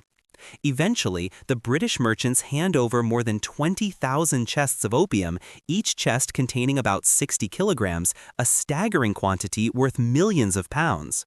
Commissioner Lin has all of it destroyed, mixed with lime and salt and flushed into the sea in what is perhaps the most expensive drug bust in history. The British government's response is to declare war. They claim that China has violated the principles of free trade and has unjustly confiscated British property, conveniently ignoring the fact that the opium trade was illegal under Chinese law and that the substance being traded was causing enormous harm to Chinese society. British warships steam up the Chinese coast, bombarding forts and occupying ports, and the Qing forces, which have not fought a major war in generations and whose military technology is decades behind European standards, are quickly defeated. The war ends with the Treaty of Nanjing, signed in 1842, which forces China to pay reparations, open additional ports to foreign trade, and cede the island of Hong Kong to Britain. Notably, the treaty does not explicitly legalize opium, but the practical effect is that British merchants can now sell it more or less openly. This is not the end of the story, however. The problem of opium addiction continues to worsen, and when Chinese authorities make further attempts to restrict the trade, Britain and France launch a second opium war in 1856. This conflict is even more one-sided than the first, and it ends with the sack of the Summer Palace in Beijing, one of the most beautiful architectural complexes in China, which is looted and burned by British and French troops. The subsequent treaty legalizes opium importation completely and extracts even more concessions from the weakened Qing government. The consequences of these opium wars for China are catastrophic and long-lasting. By the late 19th century, tens of millions of Chinese are addicted to opium, and the drug has penetrated all levels of society, from the poorest laborers to wealthy merchants to government officials. The social fabric frays as people prioritize obtaining their next fix over family responsibilities, work obligations, and communal ties. The economic drain is enormous, with vast quantities of silver flowing out of China to pay for imported opium, even as domestic opium cultivation increases to meet demand. The Qing dynasty, humiliated by military defeats and unable to cope with the scale of the addiction crisis, loses the mandate of heaven in the eyes of many Chinese, and the empire enters a terminal decline that will culminate in revolution and the establishment of the Republic in 1912. As you sit in your office, now an old man near the end of your career, you look back on decades of trying to stem the tide of opium and you feel a profound sense of failure. The problem has only grown worse, not better, and the tools available to address it, legal prohibitions, moral exhortation, public awareness campaigns, have proven woefully inadequate against the combined forces of addiction, poverty, and foreign economic pressure. You wonder what will become of your country, whether future generations will find solutions that eluded yours, or whether this poison that entered through the ports will continue to spread until there is nothing left of the great civilization you have served all your life. Meanwhile, on the other side of the world, opium is also reshaping societies, though in different ways and with different justifications. In 19th century America, opium and its derivatives are readily available, sold in various forms and marketed with claims that range from modest to absurd. Patent medicines, those bottled concoctions with proprietary formulas and promises of miracle cures, often contain substantial quantities of opiates along with alcohol and various other active ingredients. A mother whose infant will not stop crying can purchase Mrs. Winslow's soothing syrup, which contains morphine and will indeed soothe the child into a stupor that the exhausted parent may mistake for peaceful sleep. A man suffering from chronic pain can buy any number of tonics and elixirs guaranteed to provide relief, and they do provide relief because they are essentially liquid opium dressed up with flavoring agents and bold marketing. The problem with patent medicines is that consumers have no idea what they are taking. The manufacturers are not required to list ingredients, and many deliberately keep their formulas secret to prevent competitors from copying them. People take these medicines believing they are harmless, and they only discover otherwise when they find themselves unable to stop taking them without experiencing terrible withdrawal symptoms.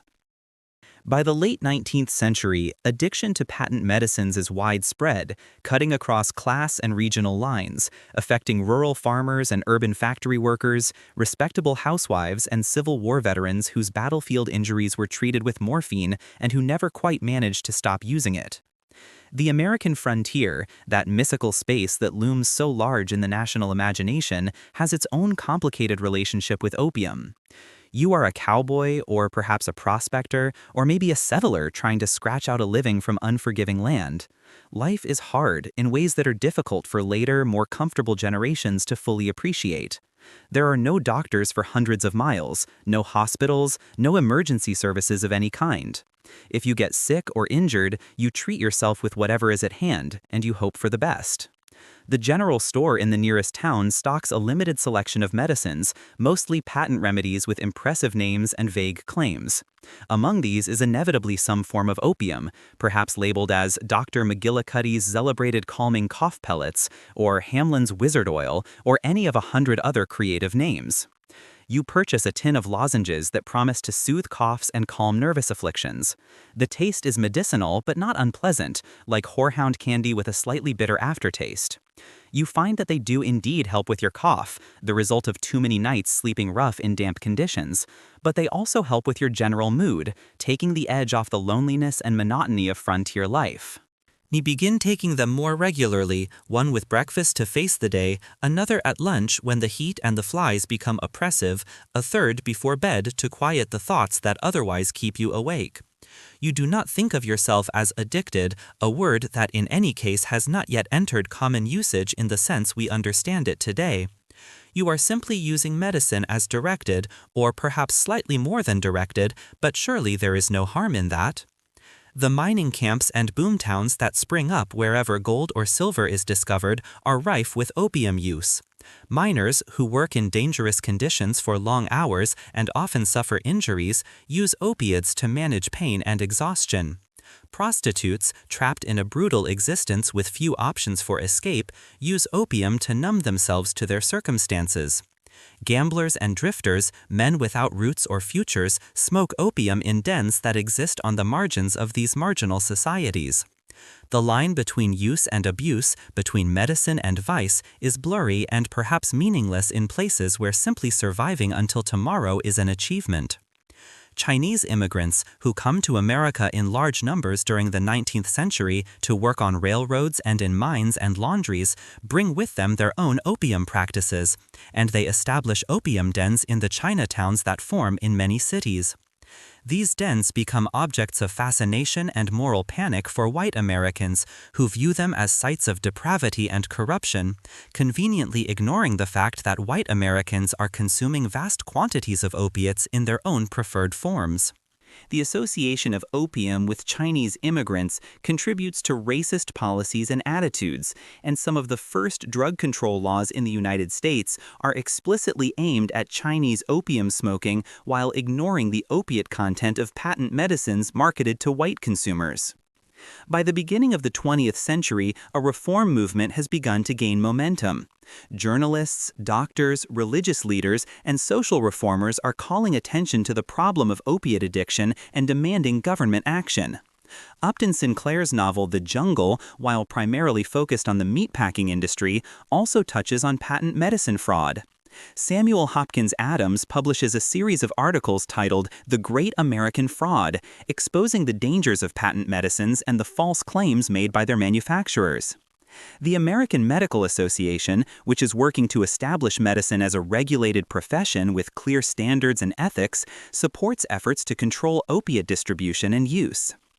In 1906, Congress passes the Pure Food and Drug Act, which requires medicines sold in interstate commerce to list their ingredients on the label.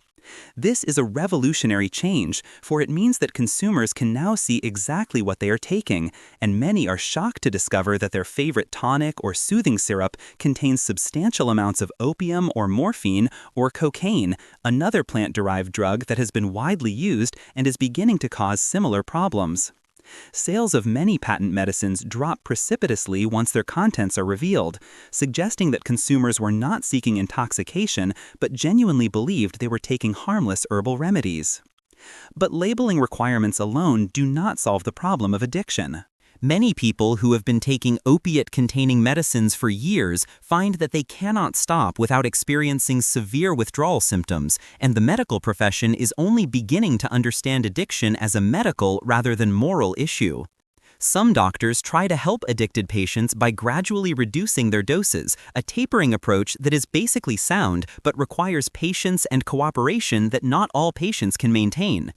Others prescribe substitutes, sometimes switching patients from morphine to heroin, which, in a stunning display of misguided optimism, is initially marketed as a non-addictive alternative to morphine. This does not work out well, as heroin proves to be even more addictive than the drugs it was meant to replace. The story of heroin is worth examining in more detail, for it illustrates how scientific progress and commercial ambition can combine to create disasters despite the best intentions. In 1874, a chemist working at a hospital in London synthesizes diacetyl morphine, a derivative of morphine created by adding two acetyl groups to the morphine molecule. This new compound is more potent than morphine and appears to work more quickly, but the chemist does not pursue the discovery further. 24 years later, a German pharmaceutical company called Bayer, the same company that has recently developed aspirin, begins producing and marketing diacetyl morphine under the trade name heroin. They promote it as a treatment for coughs, colds, and morphine addiction, claiming that it is safer and non-addictive. This claim is based on limited testing and a fundamental misunderstanding of how opiates affect the brain and body. Heroin is a commercial success, at least initially. Doctors prescribe it enthusiastically, and patients report that it does indeed work very well for coughs and pain. What becomes apparent only gradually is that heroin is extraordinarily addictive, more so than morphine, and that users develop tolerance and dependence with frightening speed. By the time Bayer realizes the magnitude of the problem, heroin has spread widely and a new wave of addiction is underway. The company quietly stops marketing heroin in the early years of the 20th century, but the damage is done. The drug, now produced illegally by criminal organizations, will go on to cause misery and death on a scale that dwarfs its brief career as a legitimate medicine. The early 20th century sees the first serious international efforts to control opiate production and distribution. The Shanghai Opium Commission of 1909 brings together representatives from 13 nations to discuss the opium problem, focusing particularly on the situation in China, which remains dire decades after the Opium Wars. This is followed by the Hague Convention of 1912, which establishes international controls on opium and cocaine and represents the beginning of what will become the modern system of drug prohibition. The United States passes the Harrison Narcotics Tax Act in 1914, which requires that anyone who produces, imports, or distributes opiates or cocaine must register with the federal government and pay taxes on their transactions. While the law is framed as a tax measure rather than an outright ban, in practice it is used to prosecute doctors who prescribe opiates to addicted patients and to shut down the remaining legal sources of these drugs for non-medical use. The shift from a system in which opiates were freely available to one in which they were tightly controlled and eventually largely banned happens over the course of about 3 decades, from the 1890s to the 1920s. This shift is driven by multiple factors. There is genuine concern about addiction and its social costs.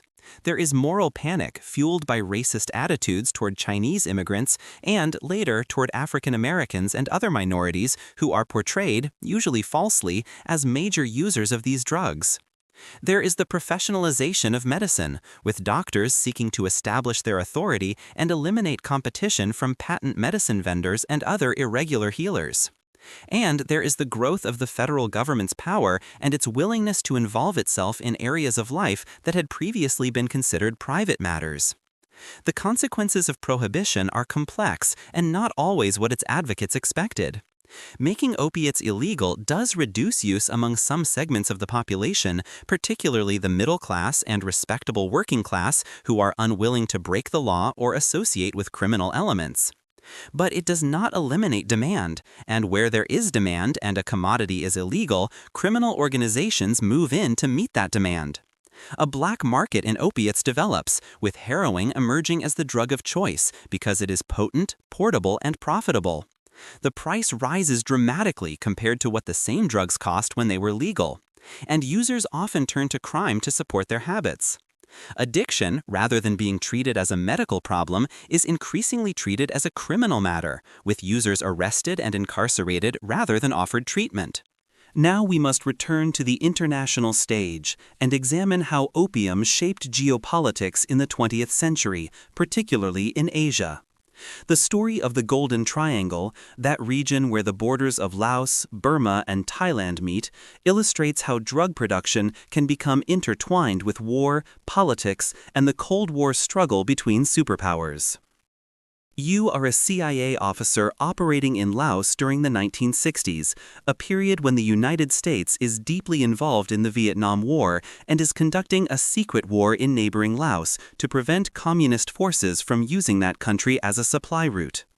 Your job is to work with local forces, primarily Hmong tribesmen who are strongly anti-communist and willing to fight against the Pathet Lao communist insurgency, but who lack resources and need American support. This support comes in many forms: weapons, training, money, and a willingness to overlook certain activities that would be problematic if they received too much scrutiny. The Hmong and other local groups in the Golden Triangle have been growing opium poppies for generations. It is a traditional crop, well suited to the mountainous terrain and poor soil, and it provides income that is impossible to achieve through other forms of agriculture. The morphine base derived from opium is relatively easy to transport, unlike bulkier crops, and it commands high prices from traffickers who smuggle it to processing facilities where it is converted into heroin. Some of this heroin ends up in American cities, where it fuels a growing epidemic of addiction, but this connection is not one that you or your superiors are eager to examine too closely. The rationale for tolerating or even facilitating opium production by America's anti-communist allies is based on pragmatism and moral compromise. These allies need money to fund their military operations, and opium is their most reliable source of income. If the United States were to insist that they abandon opium cultivation, they might lose their willingness to fight, or they might switch sides and align with the communists, who are not squeamish about the drug trade. And so a blind eye is turned. Planes belonging to Air America, an airline owned by the CIA, transport supplies to remote mountain villages, and while officially these planes carry only humanitarian aid and military equipment, there are persistent rumors and later investigations that conclude these same planes often carry opium on their return flights. The consequences of this policy extend far beyond Southeast Asia. The heroin produced from Golden Triangle opium finds its way to American troops fighting in Vietnam, where the stress of combat, the easy availability of the drug, and a culture of substance use contribute to widespread addiction. Studies conducted after the war estimate that as many as 15% of American servicemen in Vietnam used heroin. And while most of these men stop using after returning home, a significant minority continue, contributing to a domestic heroin epidemic that will plague American cities for decades. The irony is bitter.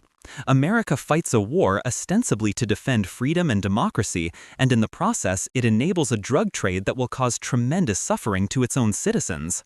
The Golden Triangle remains a major opium-producing region through the end of the 20th century, though its dominance will eventually be challenged by Afghanistan, which emerges as the world's leading opium producer in the 1990s and continues to hold that position into the 21st century. But before we turn to that final chapter of our story, we must examine what was happening in the developed world during the late 20th century, particularly the pharmaceutical industry's development of new synthetic and semi-synthetic opioids and the terrible epidemic that would result.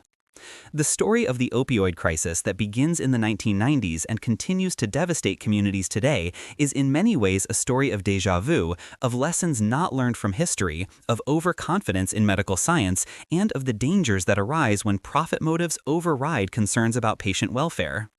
You are living in the United States in the mid-1990s.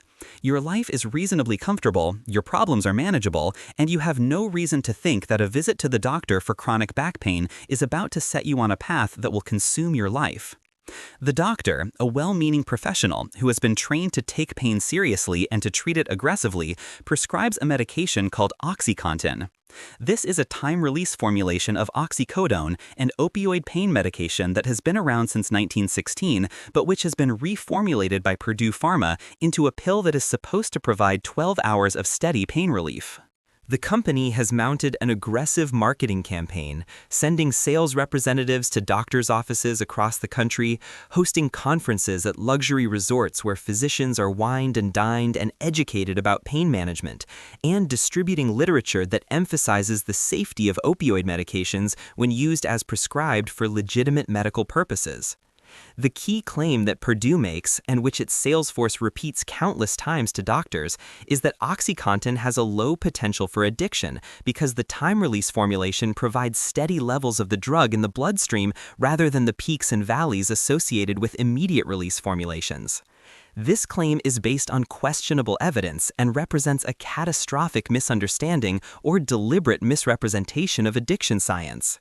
In reality, all opioids have significant addiction potential, and the time-release mechanism does nothing to reduce that risk. Moreover, users quickly discover that crushing the pills defeats the time-release mechanism and provides an intense high, making OxyContin attractive not only to pain patients but to those seeking euphoria. You take your prescription as directed, one pill every 12 hours, and you find that it does indeed help with your pain. For the first time in months, you can move without wincing, sleep without waking every time you shift position, and go about your daily activities without constantly being reminded of your injury. This relief is wonderful, genuinely life-changing, and you are grateful to your doctor for providing it. But over time, subtle changes occur. The pain relief that once lasted a full 12 hours seems to wear off sooner, after 10 hours or 8 hours or even less. You find yourself watching the clock, counting down the minutes until you can take your next dose. When you mention this to your doctor, he increases your dosage and the relief is restored, but only temporarily before the same pattern repeats. What you are experiencing is the development of tolerance, a normal physiological response to repeated opioid exposure, in which the body adapts to the presence of the drug and requires increasingly large doses to achieve the same effect. This process is well understood by pharmacologists, but somehow the information does not make it into the marketing materials that Purdue provides or the training that doctors receive. You are also developing physical dependence, which means that your body has adjusted to functioning with opioids in your system and will react badly if you suddenly stop taking them. If you miss a dose or try to cut back, you experience symptoms that include sweating, nausea, muscle aches, anxiety, and an overwhelming craving for the drug. These symptoms are not simply psychological weakness, as some people assume, but the result of real neurological changes caused by prolonged opioid exposure. Your doctor, faced with your escalating needs and perhaps not fully understanding the situation, continues to increase your dosage, and at some point you cross an invisible line from medical use to dependence to addiction. You begin taking pills more frequently than prescribed. You seek out additional doctors who will prescribe more medication, a practice known as doctor shopping. You run out of your prescription early and experience days of misery waiting for the refill. Your life begins to narrow, revolving increasingly around obtaining and taking the pills, and the things that once mattered to you, your relationships, your work, your hobbies, become secondary to the need for opioids. You are not alone. Across the United States, millions of people are following similar trajectories, prescribed opioids for legitimate pain, and finding themselves trapped in cycles of dependence and addiction. The consequences ripple through families and communities. Children grow up with addicted parents unable to provide consistent care. Workers lose jobs due to absenteeism or poor performance. Emergency rooms are overwhelmed with overdose cases. And deaths climb steadily, from a few thousand per year in the late 1990s to tens of thousands by the early 2000s. The turning point comes when the prescription supply is cut off, either because a doctor refuses to continue prescribing, or because new regulations limit how much can be prescribed, or because the patient's insurance company balks at covering such expensive medication. Faced with the unbearable symptoms of withdrawal and lacking access to medical treatment for addiction, many users turn to heroin, which provides similar effects at a fraction of the cost. The heroin available on the street is far more dangerous than pharmaceutical opioids.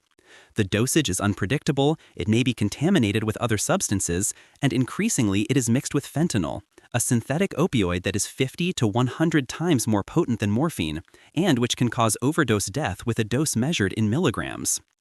The opioid crisis becomes a national emergency, claiming more American lives annually than car accidents or gun violence. The response is slow and inadequate, hampered by stigma, limited funding for treatment, and the sheer scale of the problem.